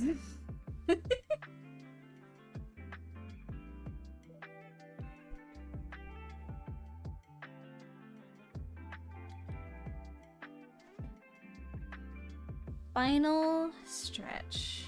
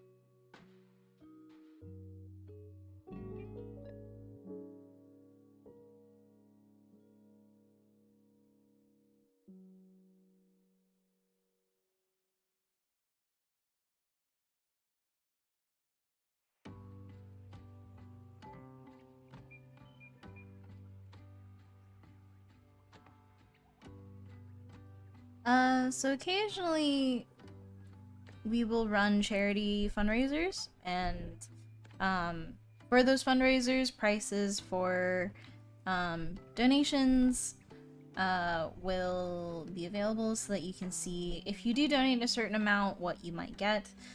And those fundraisers, charity things, they're not really a set schedule for them, so I'd say just stick around in the stream and I might talk about a charity that I'd like to donate to, or maybe an event that I'd like to plan for the next holiday. Generally, I wanted originally to have a charity event every holiday season, closer to the end of the year, but this one took quite a while because, well, it just did. So I'm gonna take a break this season and not do one, but maybe next time we will have a few more like donation things that don't necessarily correlate to like actual pieces drawn, but it could be like, hey, if you donate this amount, you could get like, I don't know, a crit or something. Like anything that isn't going to end with me with like 100+ things to draw. Because I don't know if I'll have like continuous time to keep putting those out, because all of these charity commissions are only ever done on stream. So all this to say, these are only usually available during streams, and especially the charity ones are only available for people who come by during those events. I used to do just not charities. I used to just do donation commissions, just like whenever I was streaming, but I might stop doing that now and just save commissions for when we do charities, because I think I would like to spend a little bit more time doing personal work when I'm streaming. So I'd say for now, just look out for the next charity event whenever that is.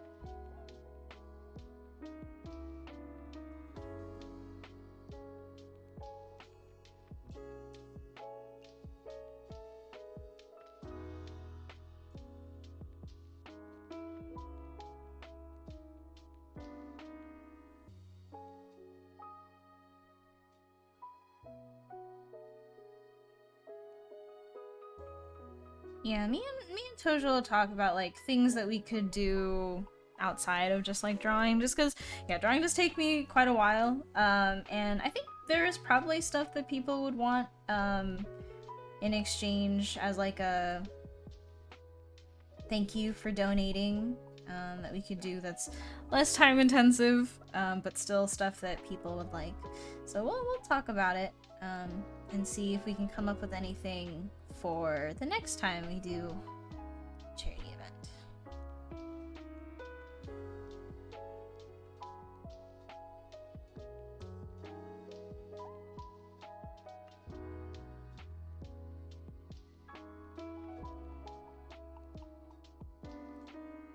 like I've been handling this well.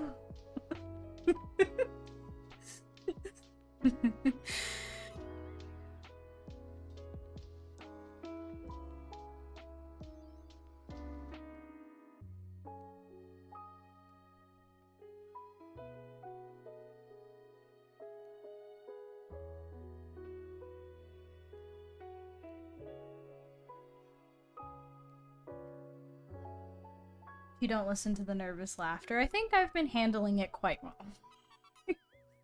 But yeah, I mean, I would like to do more stuff for the next one, so we will definitely convene the next event.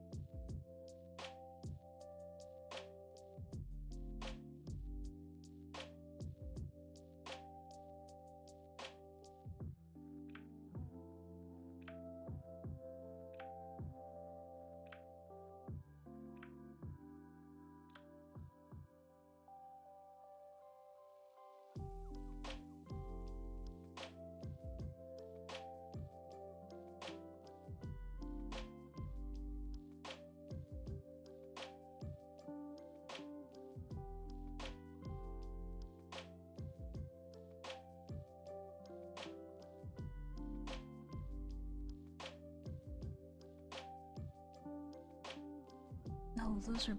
Oh, okay. I don't really know how to read VTuber reference pages.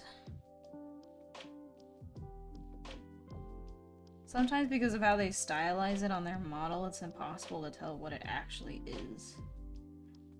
But I understand now that this is a horn.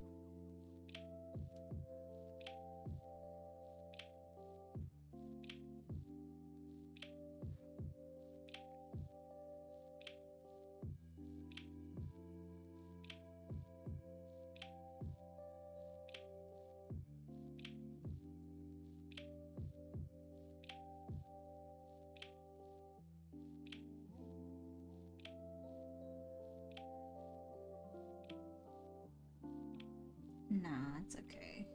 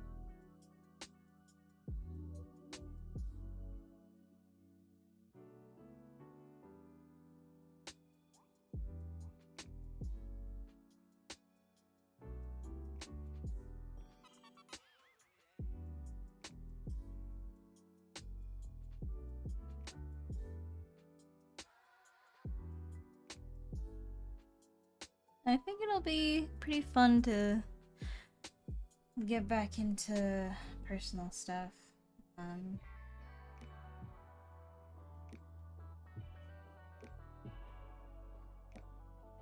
do have a couple of paintings that we could do. I have like a painting I've been meaning to do for Tojo for a while. So that's definitely gonna be the first thing that we do once all this is wrapped up.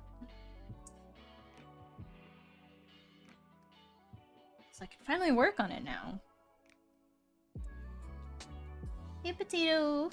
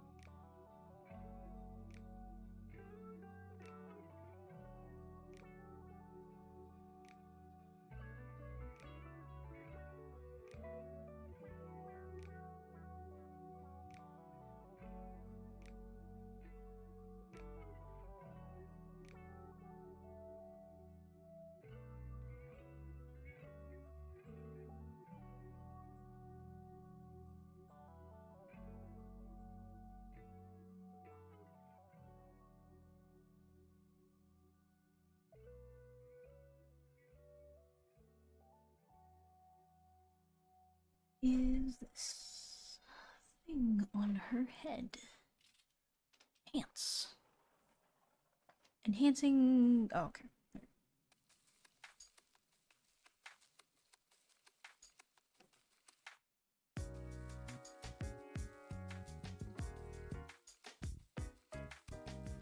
And she has a lot of stars and stuff, but we can do that later.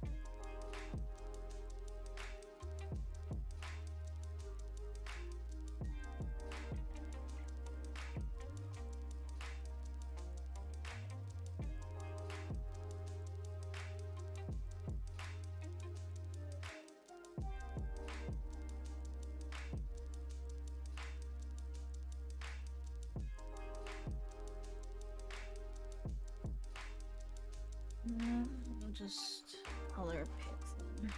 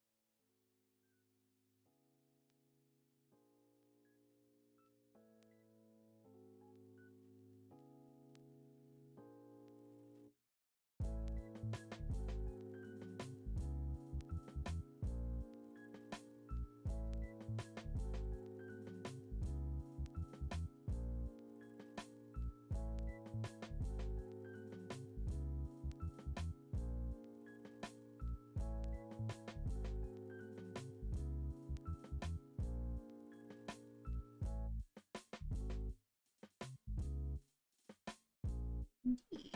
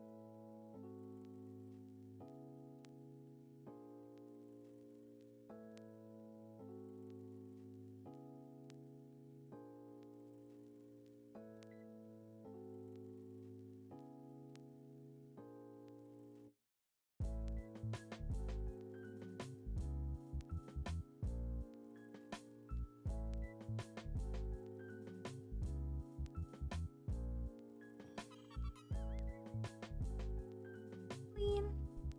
Welcome, welcome.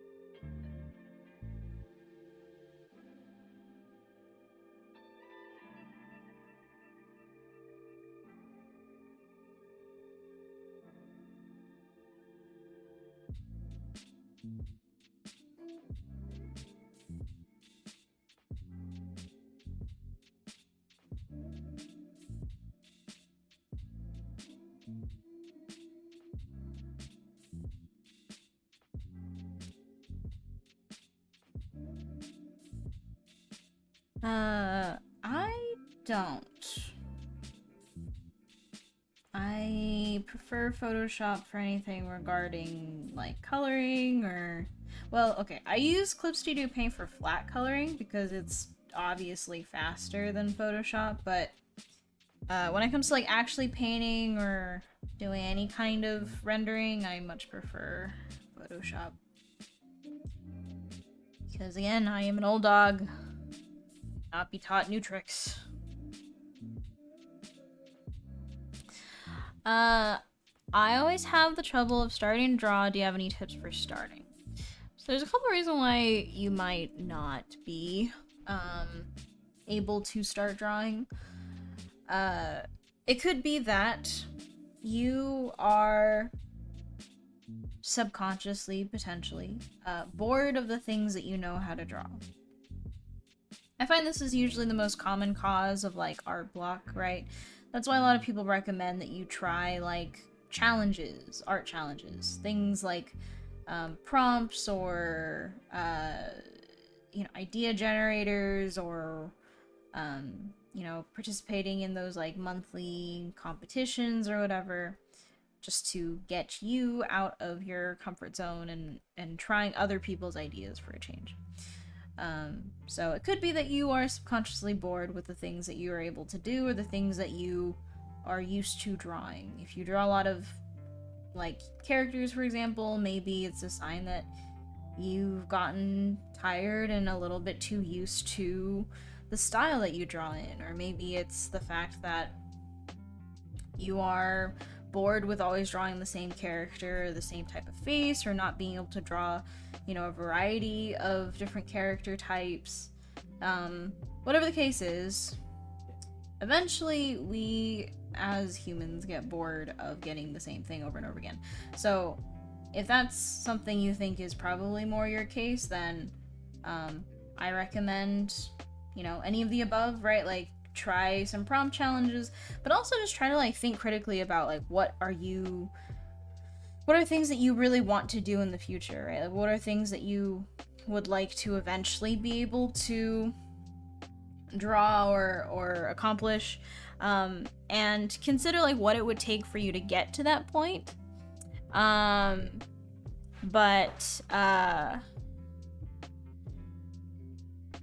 That could be anything from like, maybe I should try learning, like incorporating props more into my characters. Maybe I should try posing them slightly differently, right? Maybe I should try drawing more crowd scenes, have one character interacting with another person. Maybe I just want to try drawing plants, some still lifes. Maybe I want to try using a different program or something.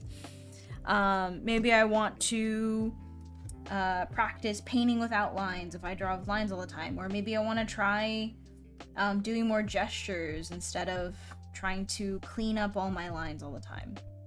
Anything like that where it really changes up the thing that you draw all the time could potentially bring in some new ideas. Or maybe you should go out and look for some new inspirations, right? Maybe some new artists, some new styles will help you reframe what you want out of art, what you want with your art. Wait, let me take off my jacket, it's very hot. And finding a new artist can sometimes just be the thing that you need to start out a bunch of ideas.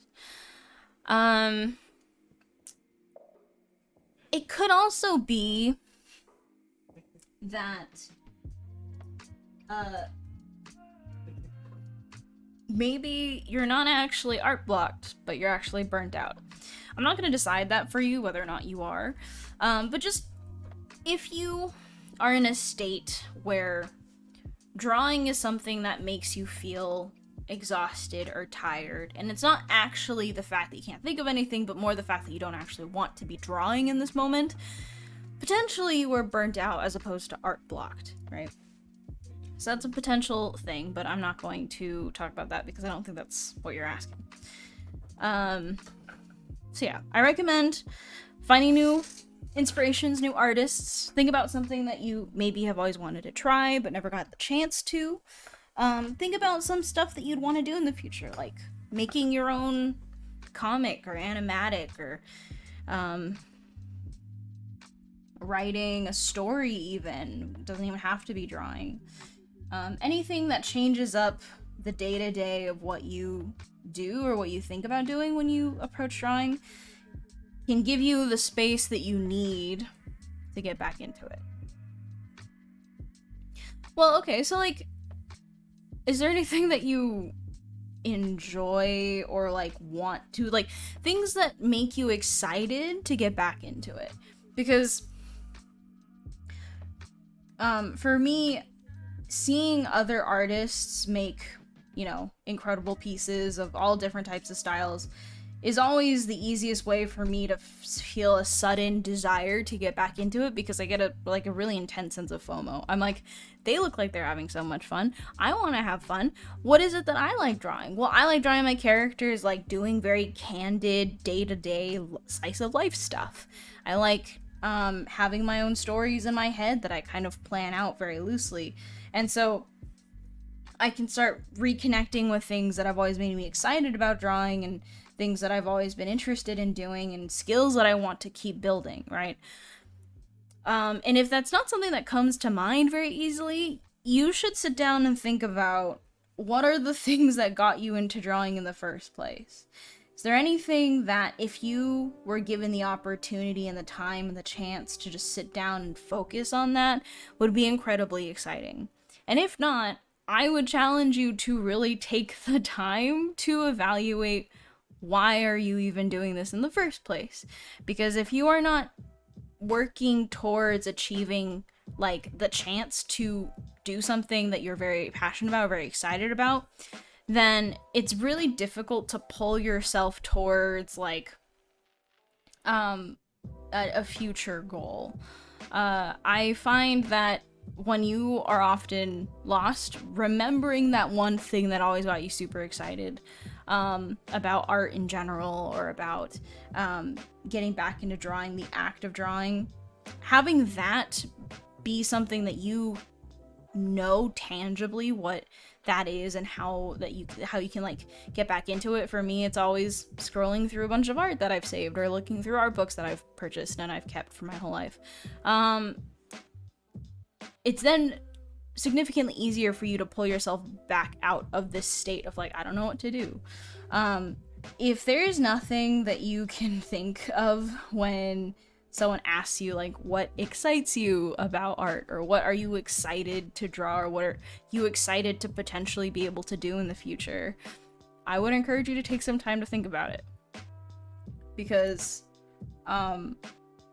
if random prompts don't help you, if finding new inspirations don't help you, you might be at a point where it's just kind of like a crisis of like, maybe art's just boring and there's nothing here.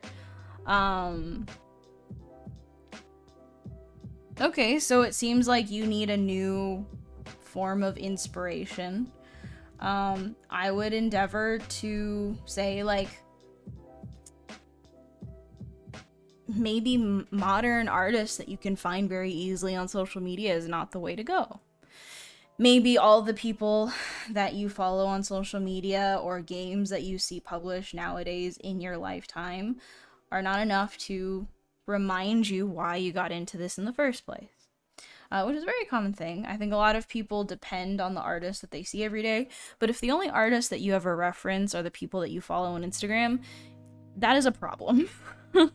I would encourage you to look past just the last decade of people who have become professionals, and broaden the scope of things that you take in as influences, as references. This isn't like go outside and touch grass. This is literally like, hey, there are so many more things that you can be inspired by that aren't just the people, like the 20 people that you see on your dashboard all the time. And that could be something like going on Pinterest and realizing that you have an interest and passion for fabric, and like, you know, the history of fashion. That was me. I was on YouTube watching videos, and I realized that I was watching a lot of these historical YouTubers, and then I was getting very interested in a lot of very specific types of Pinterest photos, and then I was realizing that like, I really want to buy all these reference books about like weaving practices and like you know, embroidery, patterning, and jewelry from certain places in the world. And I recognized that was something I was interested in. So seeing those types of things when I don't want to go on Instagram, or when I don't want to like use references that I see in my day-to-day life, that's my backup. I go to these other things that I've decided do make me excited about getting back in art. I implore you to do some soul searching in this place if that's like how you're feeling, because again, if like random prompt generators or even just like your favorite artists are not getting you back into it, then potentially this is a moment for you to decide whether or not there's enough room in your heart for new things, for new inspirations, new ideas, or even just new ways of thinking about all the different places your art can be inspired by or inspired from. So, from my perspective at least, I would, oh, thank you for the raid. Thank you so much. Sad you weren't at Lightbox. Oh yeah, well, we should hang out regardless, but yeah, I wasn't at Lightbox, I'm sorry. I think I'm bored of drawing the things I draw because I got into art because of manga and video games, but I mostly draw fine art sort of stuff, portraits and figure drawings, but I also feel really scared about character design while I've improved a lot doing fundamental sort of stuff.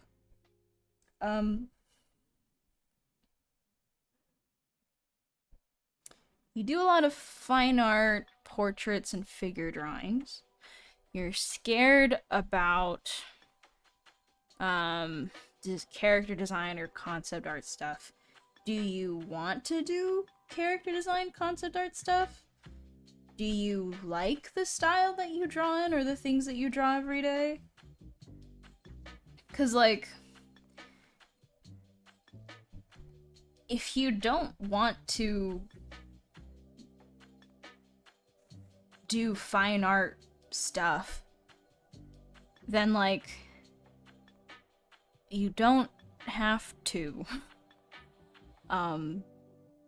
If what the reason why you got into art was because of manga and video games, but the stuff that you draw every day is fine art based or foundational stuff, then yeah, there's like a bit of a dissonance there.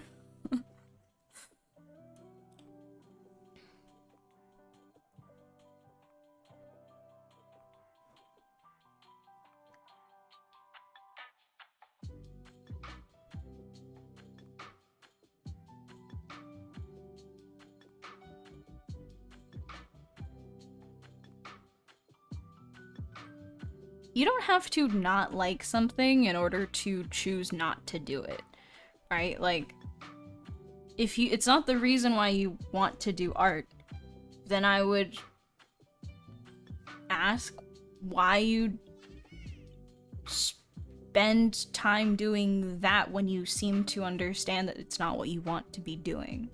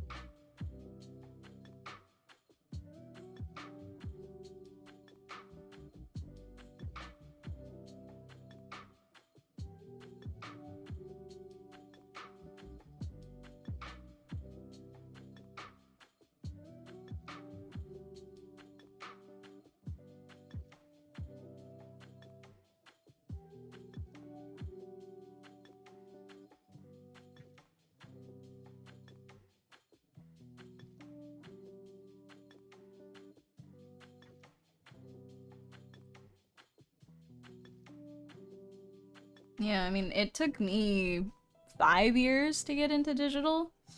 And it wasn't like I liked it at all for those 5 years. I don't think I actually liked it until like 10 years into using digital stuff. That's when I actually felt like I kind of understood how to use it to an extent where it wasn't taking away from the stuff that I did know how to do very well traditionally. But fact of the matter is like, I knew I wanted to work in certain fields, so I knew I had to pick this skill up if I wanted to compete in those industries. So like, if you want to do like stuff like character or concept, I know you said you were scared to do it, but like, that's not the same as not wanting to do it. If you're interested in doing those things, like, that is a pretty decent, like, starting point for reorganizing the stuff that you, like, are too afraid to get into, but ultimately are things that you want to try. Potentially, you know, when you try it, it feels as if, like, it's not worth it because you're not good at it. But there's an element to you don't really have a choice, because if concept or character design is something that you're interested in, it really there are certain investments that you have to make, I think, and deciding that those are risks and investments that you're willing to make, the kind of, like, lack of choice that comes from deciding that this is an industry you want to partake in, there's a certain level of motivation that comes with that.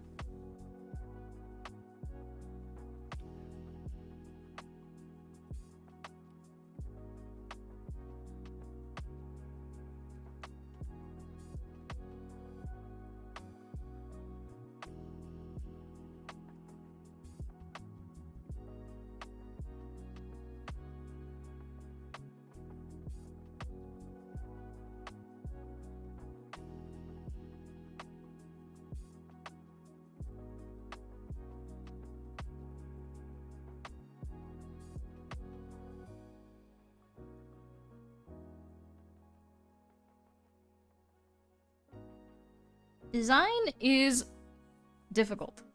I would consider it one of the most difficult things that you could possibly get yourself into, because it is an incredibly subjective, difficult thing to teach people, and ultimately, until you get other people's, like, thoughts on it, it's difficult to say whether or not you've done anything good or anything right. And when you're learning it, it kind of just feels pointlessly and needlessly complicated, and I'd say that, yeah. I don't know, like, I don't know if people think that at a certain point you were just like, yeah, you know, this design is just, like, good now.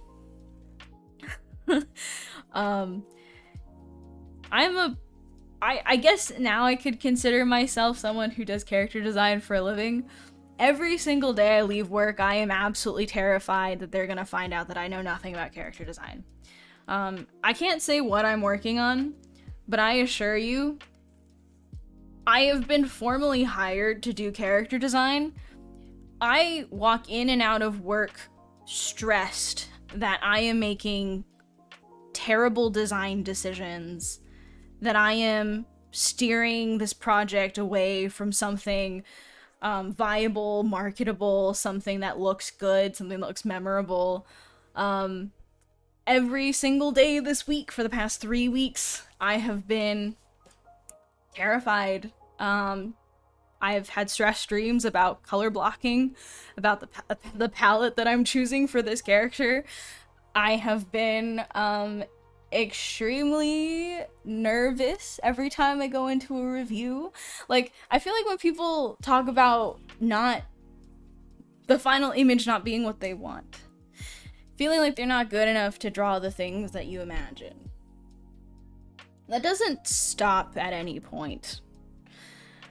Because as we technically evolve our skills to be better than we were, so does, like, the thing that we imagine as being, like, the better product or the better design. Like, in our minds, it's always just going to be something we can't do or something we can't achieve. So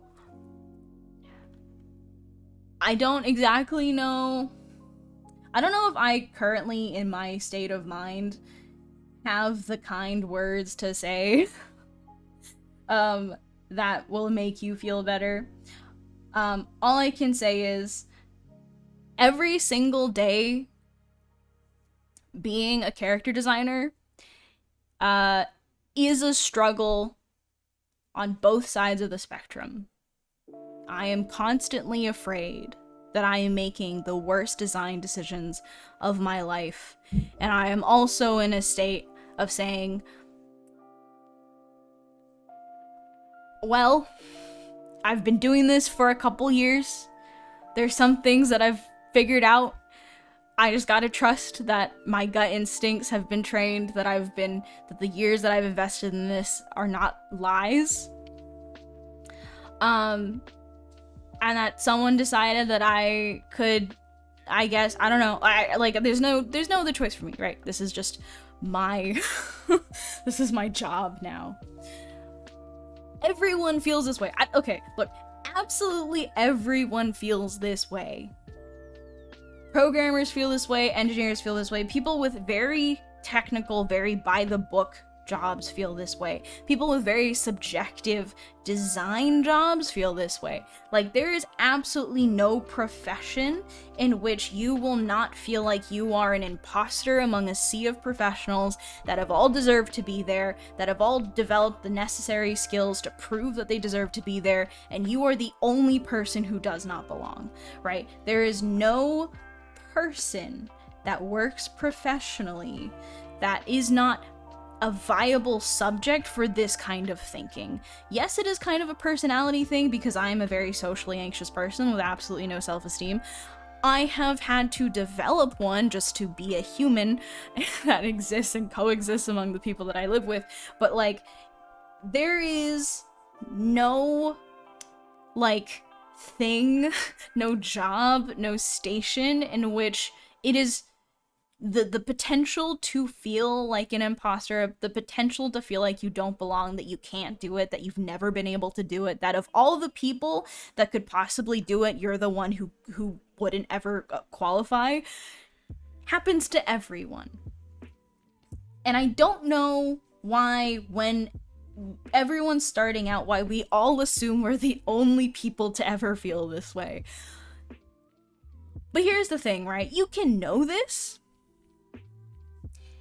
but it's different to accept it, right? You can know that everyone feels imposter syndrome. It's a completely different battle to accept that that's the case.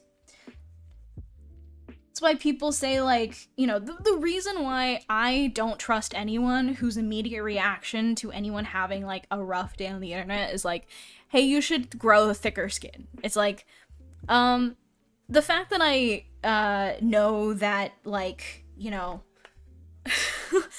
I can't please everyone is like a fact of life does not mean that I accept that fact as reality. The fact that I know that everyone feels imposter syndrome does not mean it makes me feel any better. But again,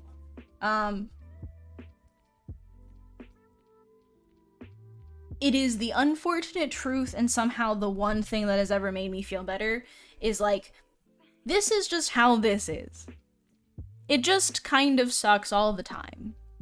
You just kind of have to get over this thing as just being like, hey, this is just the first part of the day.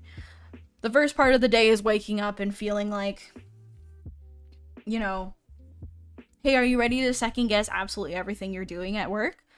It's like, yeah, I did that yesterday. I'm doing that today too. Sure.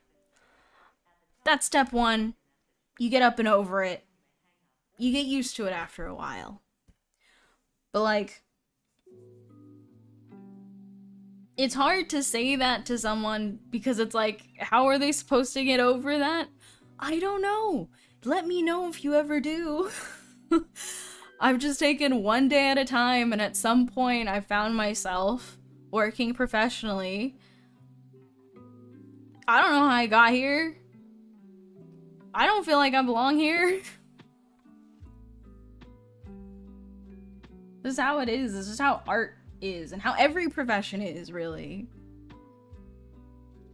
Like, I was talking to an engineer at one point, and I was describing, like, the back and forth of drawing, and he's like, oh, it sounds kind of like engineering for me. And I'm like, how is that even possible? Like, we're working in totally different fields. How are we having the same exact experience at work? But it turns out a lot of things in life are very, very related to each other. And humans in particular have very similar reactions to working with other professionals in a space, right? Imposter syndrome is rampant and ever plentiful in every person I've ever met.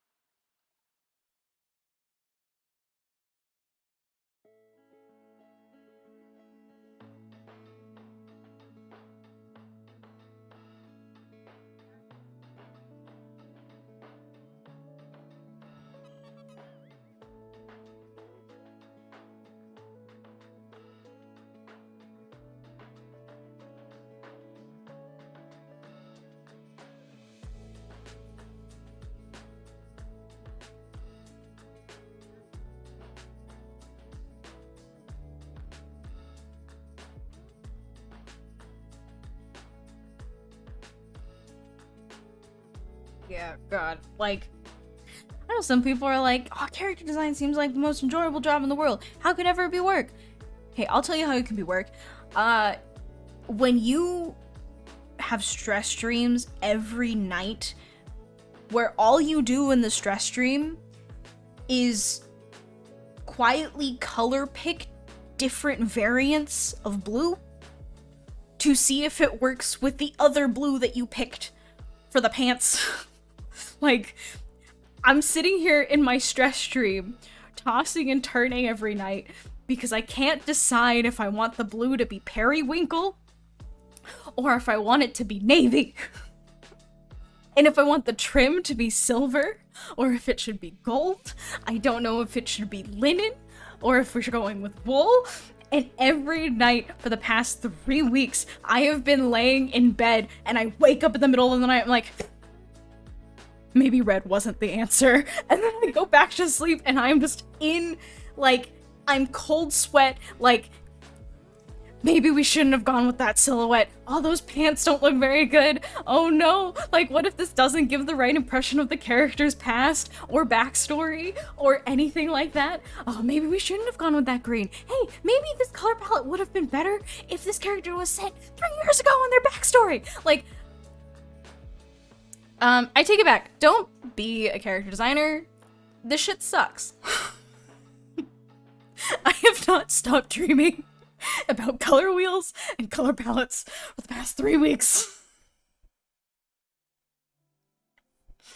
This shit is unbearable.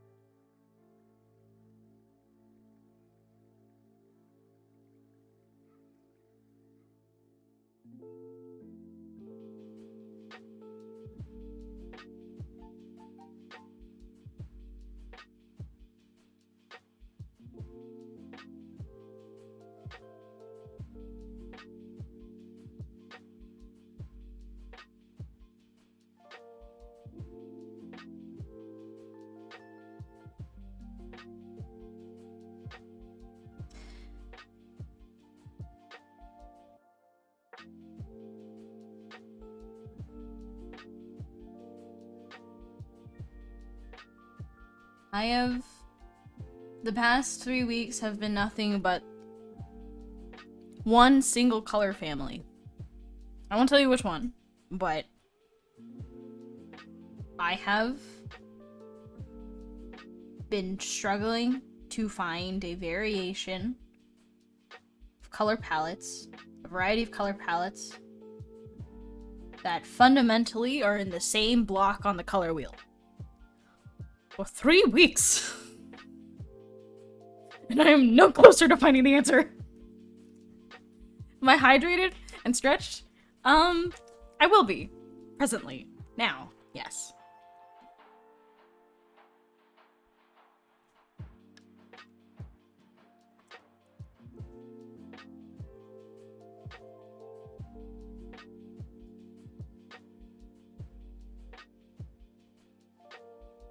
Oy.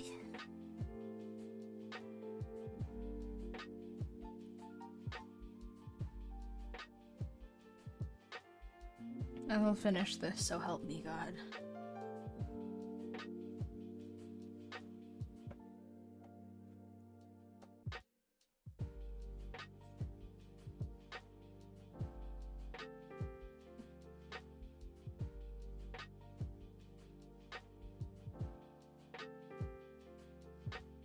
I actually don't think there's something else that gives me, like, more heart palpitations than having to pick a color palette. I don't know why I'm so bad at it, I just am. It is not good. It's not fine. We're not fine. The kids? Not fine.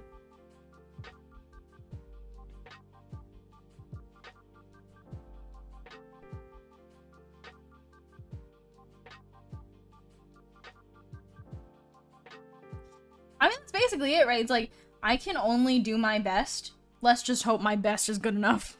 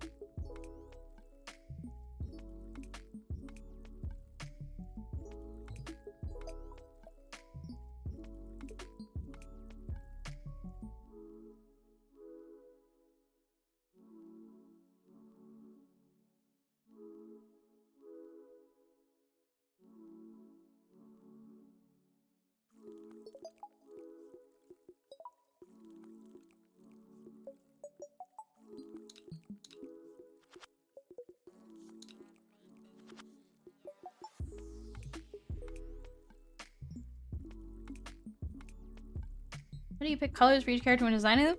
Hey! I see that you missed my rant earlier. I see that you missed my therapy session earlier. Where I was talking about how colors are not something I'm very comfortable picking. But I have a basic approach to picking colors for characters generally. So most characters I like to think of in the very beginning as at least one or two core colors. Mainly one core color, which constitutes most of their outfit, right?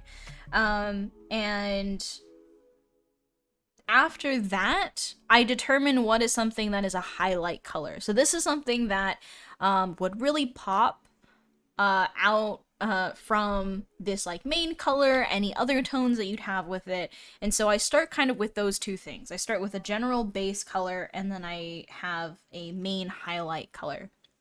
Now, with the base color that I picked, I will pick variants based off of like slightly desaturated or more saturated versions of it. I will pick things within the same color family, so that might be things directly next to it. So like if I picked a green, for example, I might go with something that's similarly warm or similarly cool. So if I'm going with a warmer color palette, I'll pick things closer to like the lime green or the yellow or the orange. If I go with something that is much more cooler tone, I might go with something more blue, right? More teal, that kind of stuff.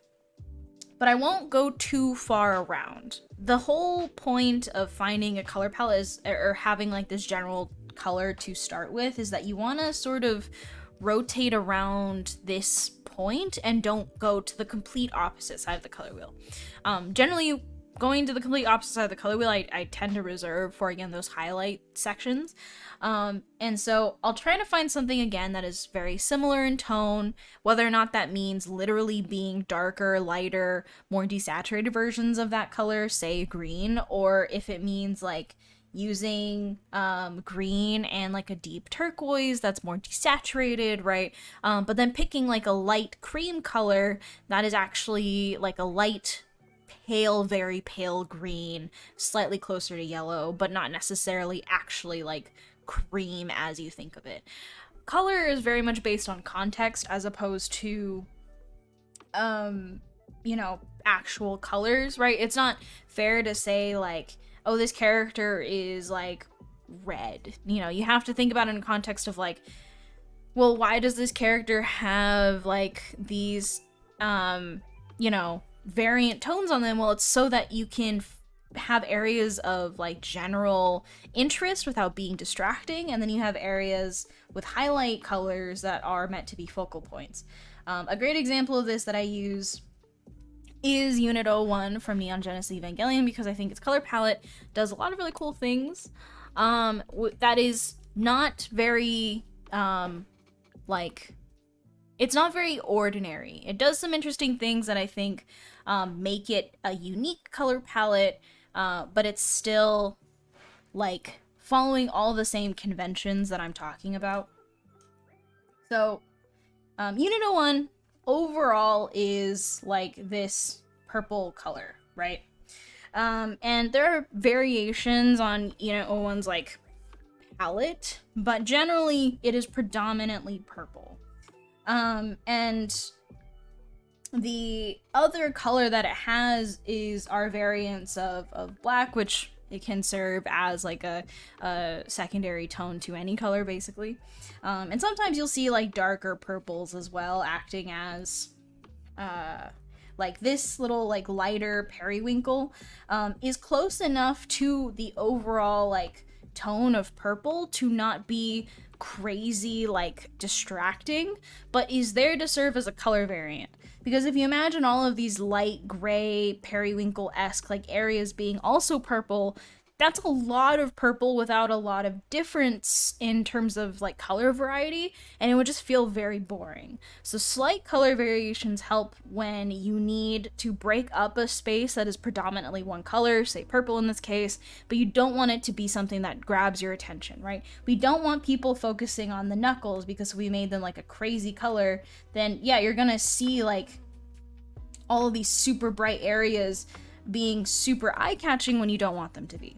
So this light periwinkle, slightly desaturated, closer to gray tone is a great thing to do because it's slightly different value-wise, not significantly enough to be distracting, and also not significantly different in terms of color family to be something that you notice first when you look at this character. The second thing that you see is green. Now, this green is super aggressive, right? And that's for a very specific reason, right? This is a mecha. They have various things that they want to highlight, and having this like acidic green is kind of an aspect of O1's, like, I guess just character overall. There are variations of how green this color is and how orange or yellow this color is. Or the other colors are, but generally green is this like kind of the secondary highlight color to this character, and that's because this character is predominantly purple. This green serves as places that need to be highlighted when up against like a background that's significantly more busy. What are the places that you want to keep an eye on? Places that you want to keep an eye on are these major silhouette elements right here, where its arms are, where its waist is, and where its feet are. Those are the major places that this green can be found, which helps us track these things when they're in motion, because again, this is for an animation, right? And it's nice when you can put that little bit of green up by the horn, even though it's kind of so small that we're not really going to notice it in motion. It's nice though, because it breaks up that long purple area that is predominantly just one tone. Then the other color that we have is this orange. Now, this orange can sometimes be more blood orange than it is in this case, which is kind of closer to just like a true orange. And this is kind of that nice, like, opposing color, because we've had a predominantly very cool toned palette here. Having a warmer tone helps bring attention to very specific areas. And you'll see that most of this yellow tone or orange tone is right here near the head, right, and by the shoulder. There are small instances where they're by the knees, but again, those are not significant enough to be eye-catching, but they are there to be interesting. They change up the space. It's not just purple, green, and black down there. That little bit of orange is nice to see.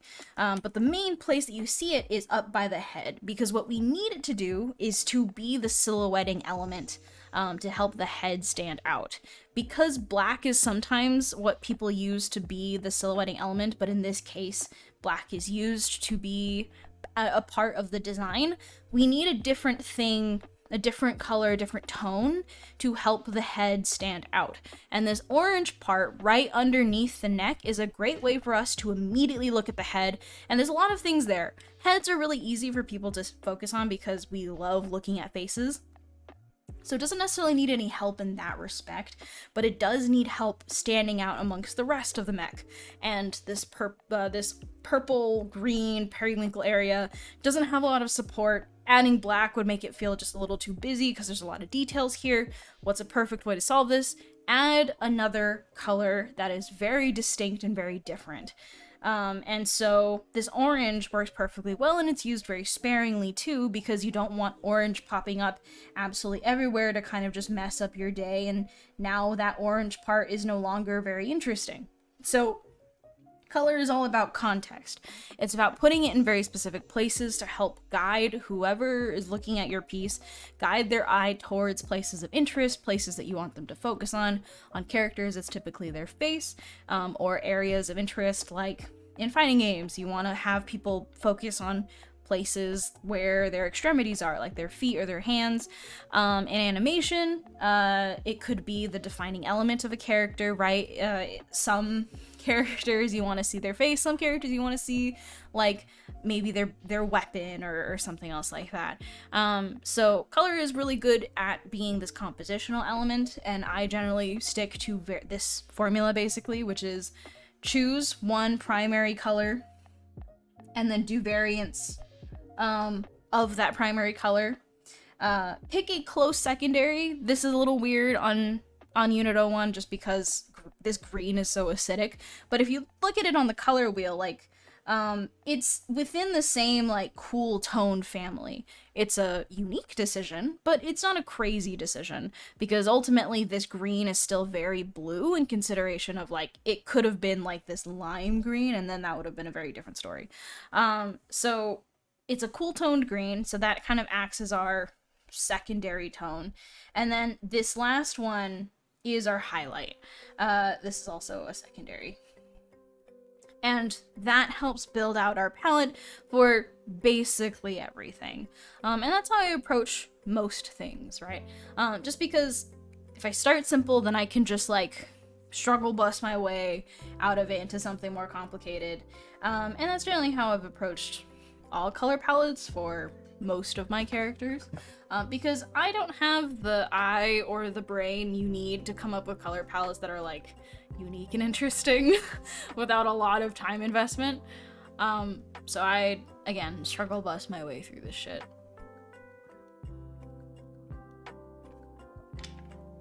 So hopefully that helps. Almost lost the cap to my lemonade.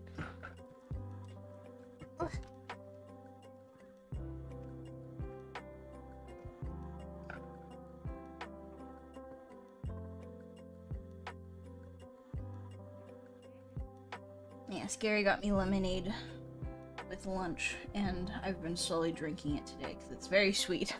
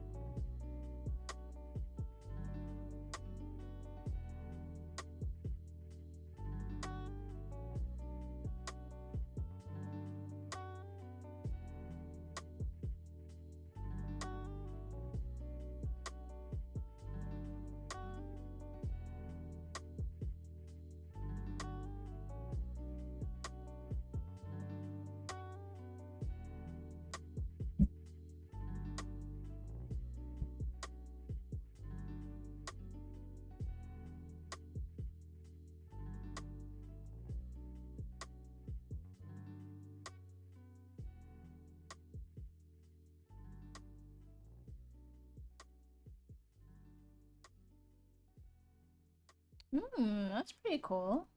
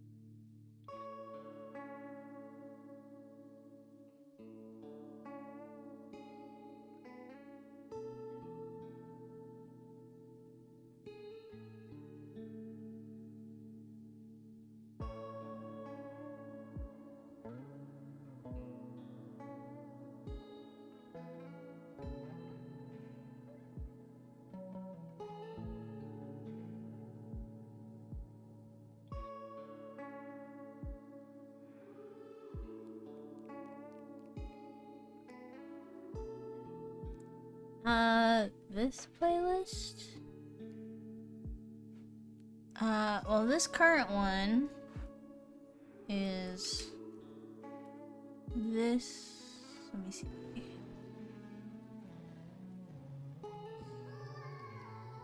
Is this video?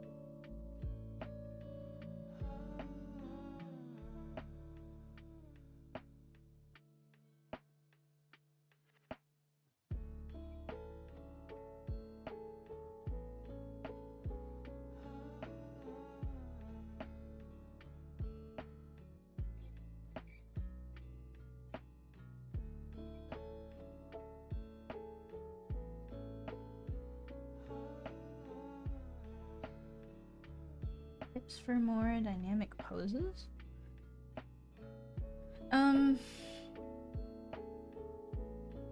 Could you be more specific about what you are struggling with?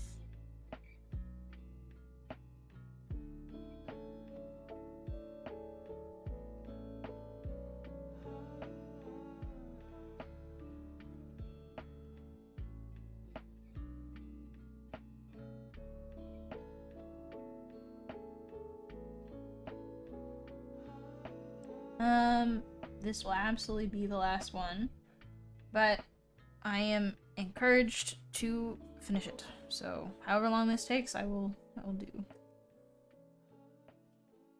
But I will try to speed it up.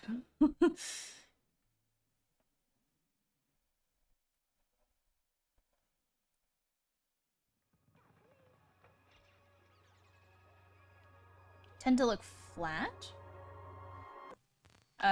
Well, flat's kind of a different problem than I think the problem being, like, dynamic posing.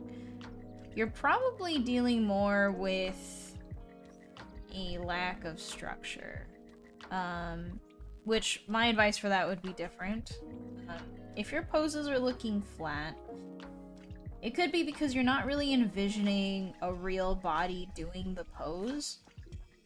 You might not be considering, like, what body parts probably couldn't, like, exist in this format because, like, if I followed this drawing and actually tried to pose like that, my arms would have to, like, be in each other, you know? That's a hard skill to grasp if you haven't really spent some time thinking about posing as like a very tangible thing. But I encourage you to spend some more time like looking at your poses and maybe trying to like do them yourself, right? Like go and look in a mirror and try to like kind of imagine yourself kind of either holding or getting into that position. There's probably a lack of depth. You're not pushing back your the elements of the pose, like the arms, the legs, or maybe even just like there's a lack of mass in your drawings. And that can be resolved if you really think about them like 3D forms. If you really consider like the volume that a rib cage has to contain, or the kind of like width of a leg. When you're drawing stuff, it's very easy for us to create like allusions to these kinds of things, but it's very difficult to really tangibly feel and understand that the things that we draw are supposed to indicate mass and indicate a lot of information that we get to ignore as 2D artists, but it becomes very apparent in things like posing that we do not give enough consideration, enough time to understanding the physics, the volume, and the mass, and the structure behind our poses. So instead of saying dynamic poses, I'd say take some time to really draw through your volumes, right? Like if you're drawing like a torso, really try to I'll just start with like a cylinder, right? Really try to understand that this cylinder has this like other mass behind it. How do you place something next to it as opposed to through it? These are like questions that you have to consider, especially when you're drawing figures. Is like there are so many working pieces, so many limbs, so many structures that you're having to deal with. What does it mean for something to go through another thing versus something being next to it, something being held away from it? And that's why drawing and constructing things with like very simple shapes is really helpful, because then you can go back to this stage and really look at and analyze like, what am I overlooking when it comes to like how these limbs and all these like parts of the pose and parts of the body interact with each other to create like an overall movement. So I'd say do some figure studies and really focus on getting to that level of depth. And how you get to depth is introducing overlap, it's introducing bits of perspective, right? Using small hints to convey like, hey, this thing is turning in space, this thing is turning away from us, or moving towards us, and getting that sense of structure in, because poses looking flat is not a problem with drawing dynamic poses. That is a problem with like being able to communicate space and depth, and that is far more of a foundationals issue than I think a struggle with dynamic posing. How do you make your hair look 3D in space? I've tried the ribbon method, but it still comes out a bit 2D. So it's hard for me to say without actually seeing it firsthand. But generally with the hair like ribbon method, it's important to think about it in the context of every other piece of hair that you're also drawing, right? Because like if you're just drawing like individual ribbons but they're not actually impacting like some of the like if it doesn't feel from a view that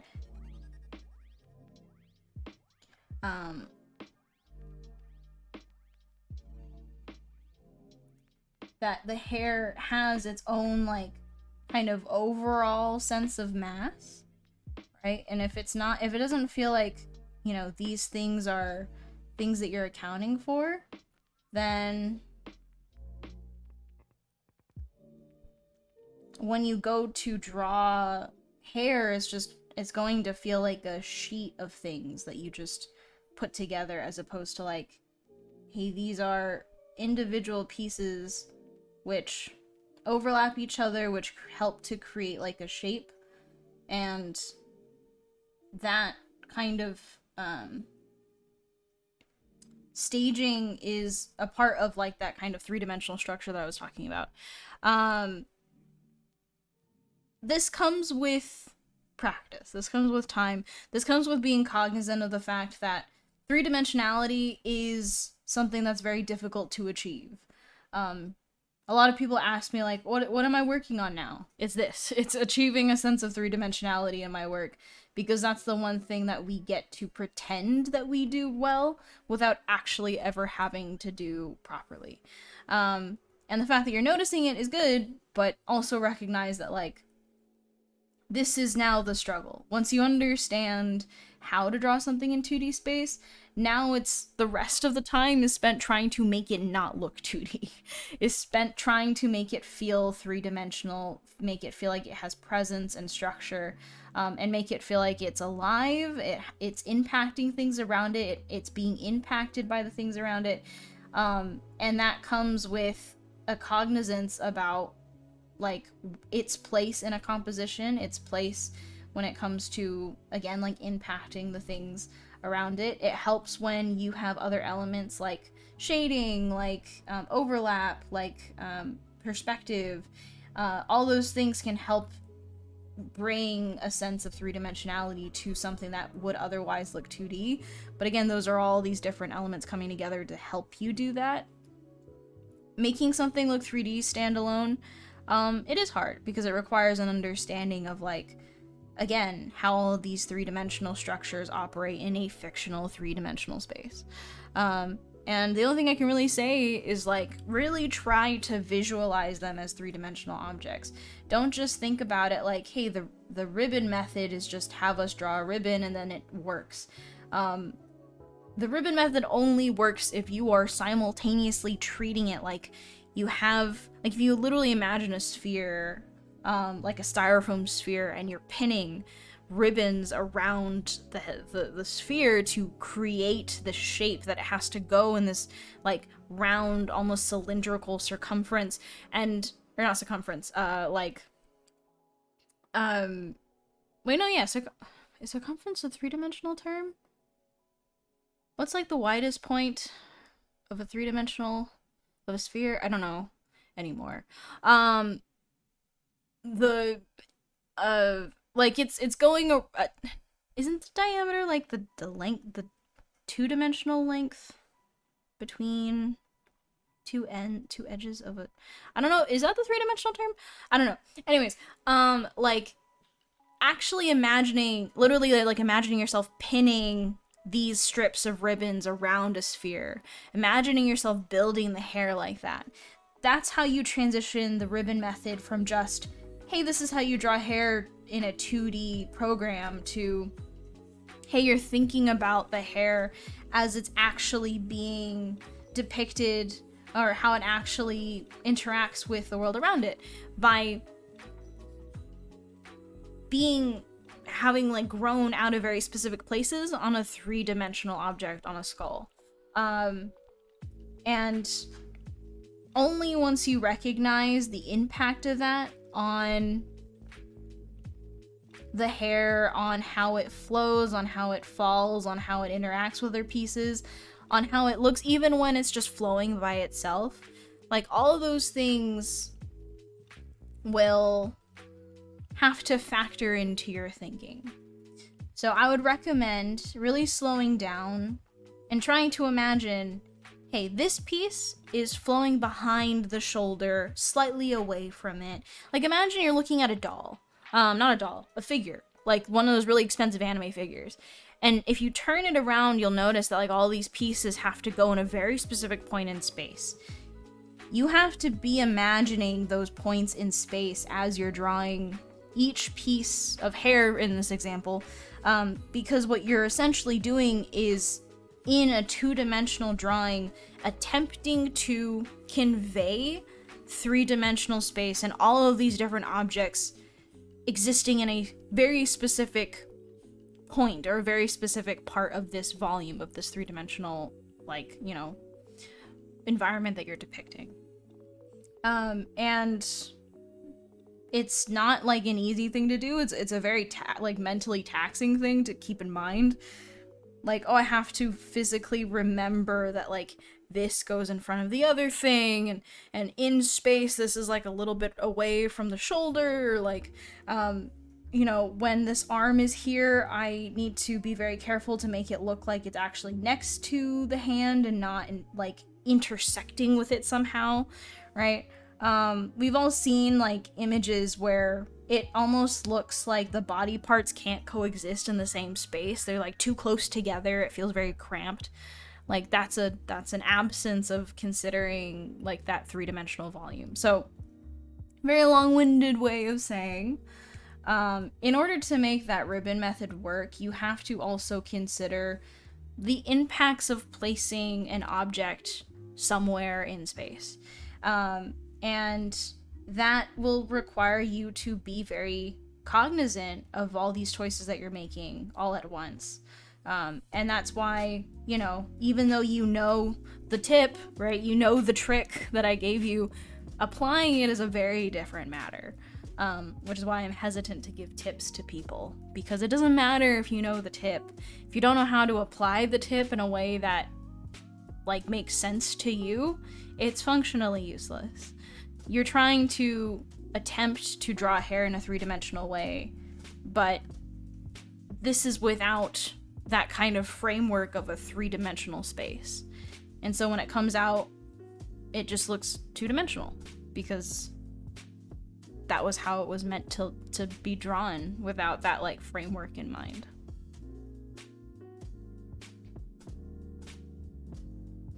Yeah, it's incredibly important. It's a thing that it's hard to tell people that they don't fully comprehend distance and space, because, you know, in their life they deal with spatial distances all the time. But to actually convey that in a two-dimensional way is a very unconventional way to depict it, to engage with it. And so quite a few people, and me included, will struggle for a very long time before they realize how very important it is to understand and be familiar with.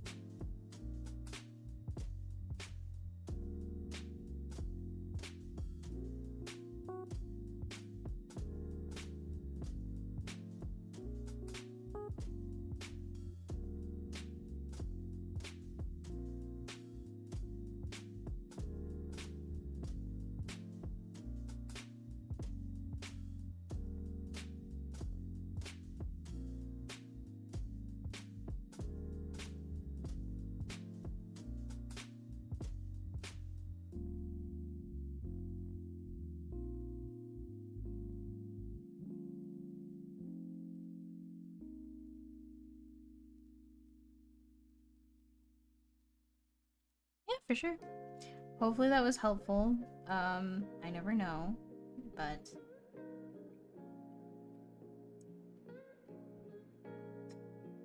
maybe somewhere there was something useful.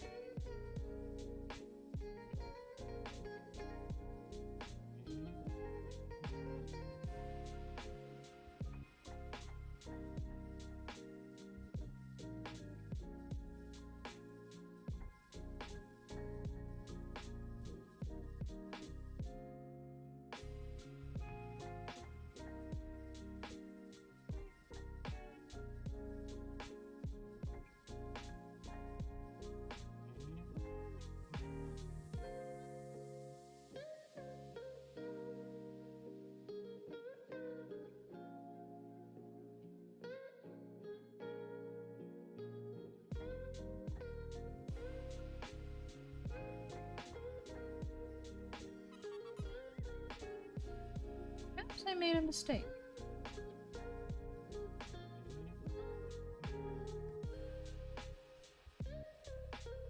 This is a lot of hair.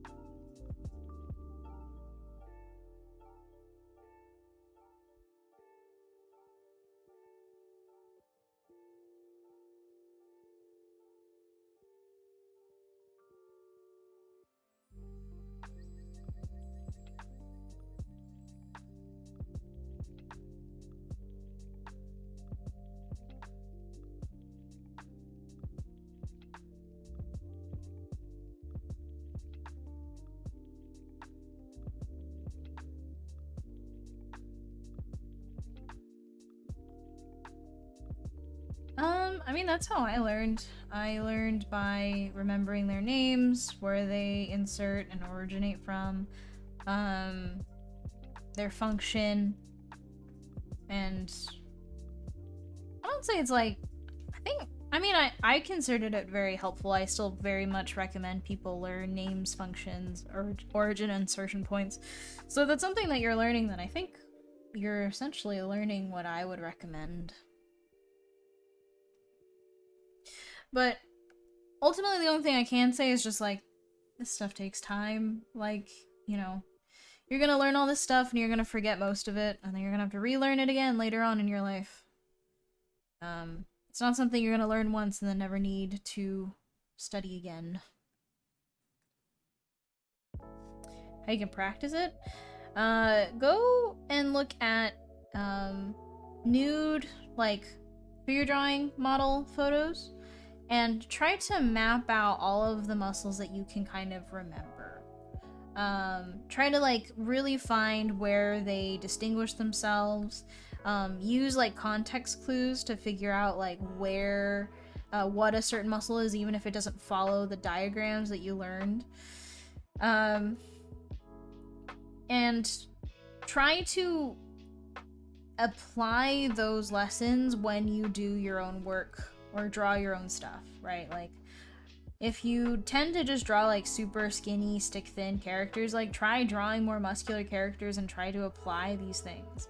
Because until you actually learn to apply thinking about muscles when you're drawing them, being very aware of like, okay, yeah, so this is where I'm putting in the brachioradialis, I'm outlining a certain head on the deltoid here, this is specifically the bicep, this is specifically the tricep, I want the tricep to peek in through this area. Like, until you can literally name it while you're drawing it, that's how you learn to put it into muscle memory. That's how you kind of incorporate it into your daily thinking. It's when you don't need a guide to prompt you to consider whether or not certain muscles are going to be visible in a certain pose. Or when you look at a model, you're not questioning whether or not this is a muscle that you know. You're just like, oh, okay, well, I don't know exactly what muscle it is, but I'm pretty sure that I'm looking around this area, so I'm going to assume that this is X muscle. Because you don't have to be necessarily correct. There's a lot of muscles in the body you don't really need to know. But what you need to get used to is this idea that everything is about context, and everything ultimately leads you towards the mindset of considering things using tools in your toolbox, right? It's approaching a complex problem such as what are the muscles that may or may not aid or show up in this pose, using that knowledge to then inform your drawing, inform the nuances that you're trying to imbue into like your pieces.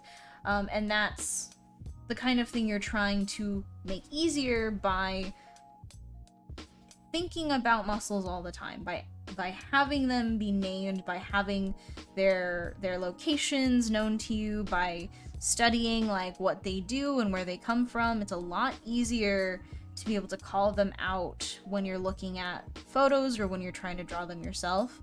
A lot easier to look up reference for those things when you know what they are.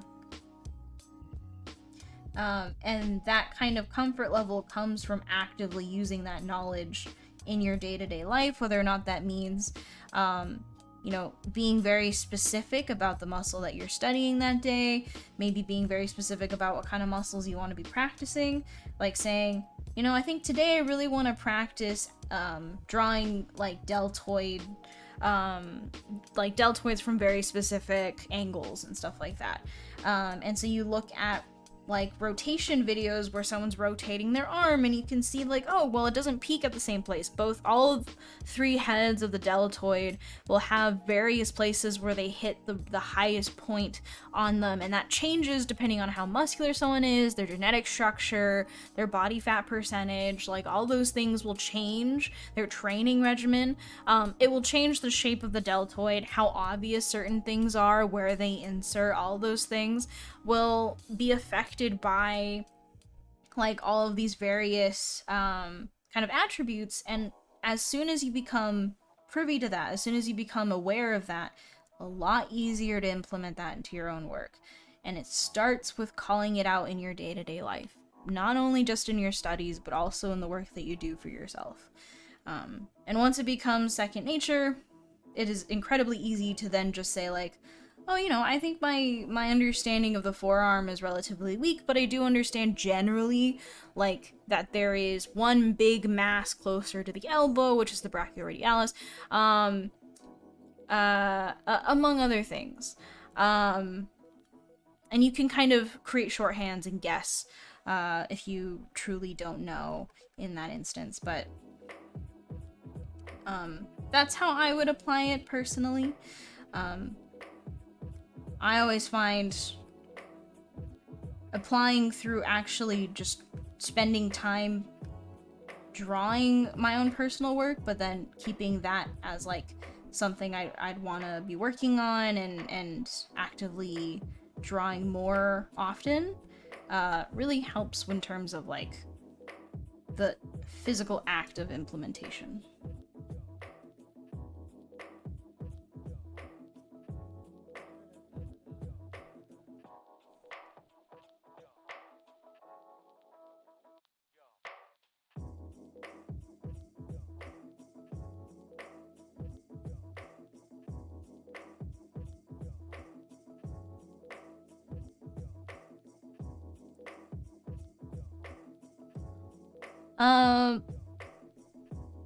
It depends on what you're trying to get out of it. I'd say not drawing all the striations and just drawing what the impact of it, like, oftentimes when people draw muscles, they'll draw like kind of the part that catches the light and the shadow, specifically the shadow part, because then the line acts as multiple things. It acts as kind of like the underlying shadow for the muscle, and it acts as a call out to that muscle in particular, especially if it's very important in that instance. So at least for me, I would probably just like, if I understand what you're saying, indicating the muscle presence, so long as you know that it's there and you know exactly what it is, like you don't necessarily need to outline its shape all the time. It's helpful to do if you haven't done it before. I'd recommend it, but you don't have to do it all the time.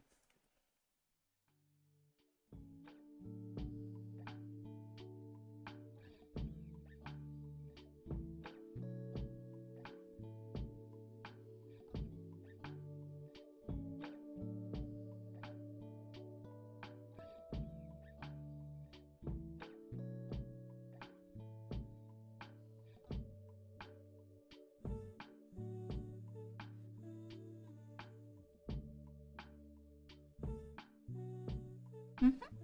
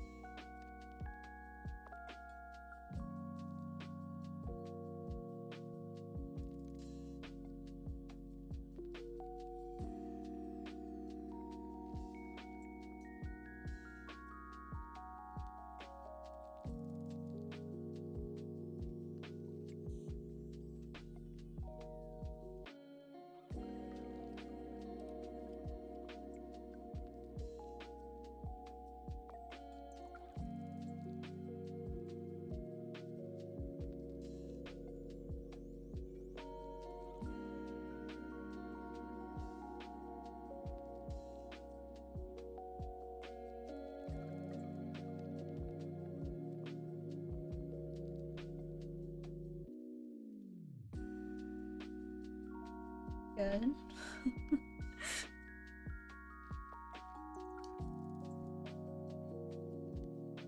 I'm not very good at like drawing very like cute things, so this was definitely a bit of a oh, I hope this turns out well kind of a thing. But I think we're okay. And I think she has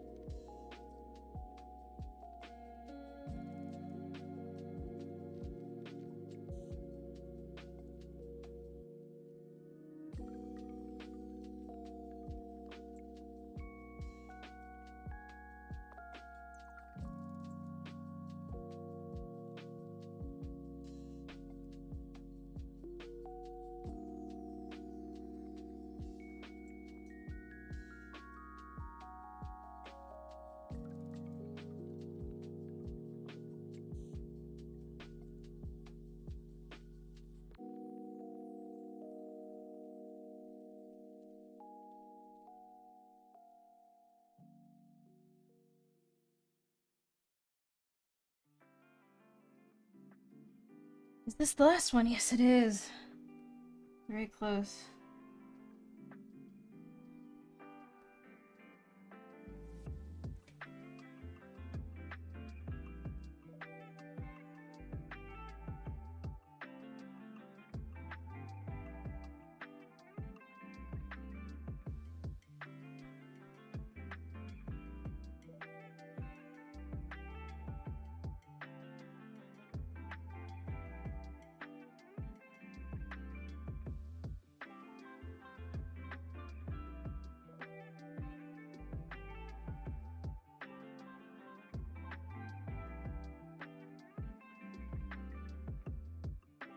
Yeah, I decided to do this one last because I was like, this one's going to take me the longest, so let's do this one at the end.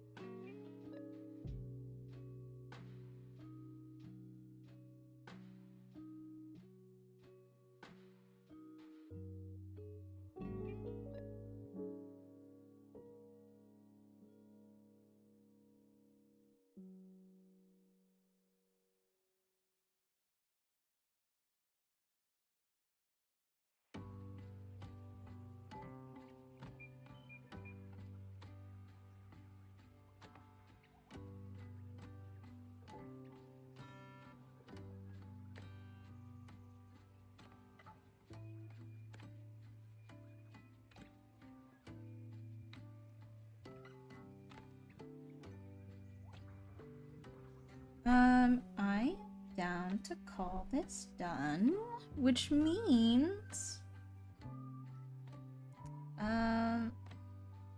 we're done, guys. I think that's it. I think we're done with, all of the charity commissions, which is an insane thing to say. But yeah. I'm gonna take this off. We did it. It doesn't. I don't know. I'm so like sleepy. But we did it, and that's cool, and that's great, and I just feel very grateful that everyone was here to witness it. Thank you for sticking by and watching and watching this all happen. I know this was probably such an investment of like watching this happen for the last like 2 years basically. You all are champs. Thank you for sticking by and allowing me to struggle bust my way through this. You guys are lovely, lovely people. Thank you for everyone who, if you did donate, thank you for waiting for so long. I super grateful.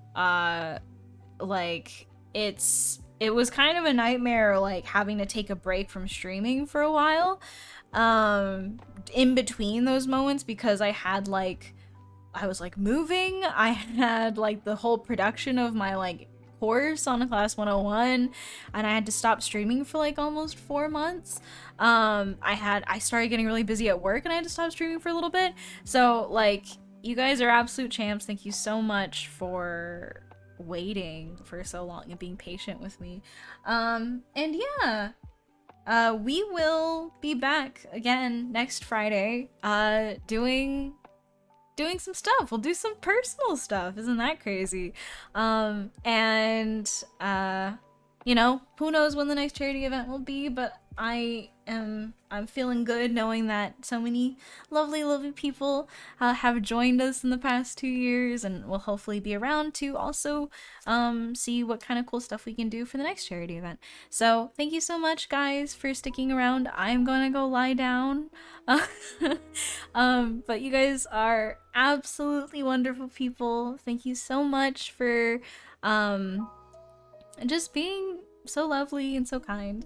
And I'll see you all next Friday. If I do, I look forward to it. If I don't, please take care of yourselves. Hopefully I get to see you again at some point. But until then, I love you all so, so, so much. And I will talk to you all next time.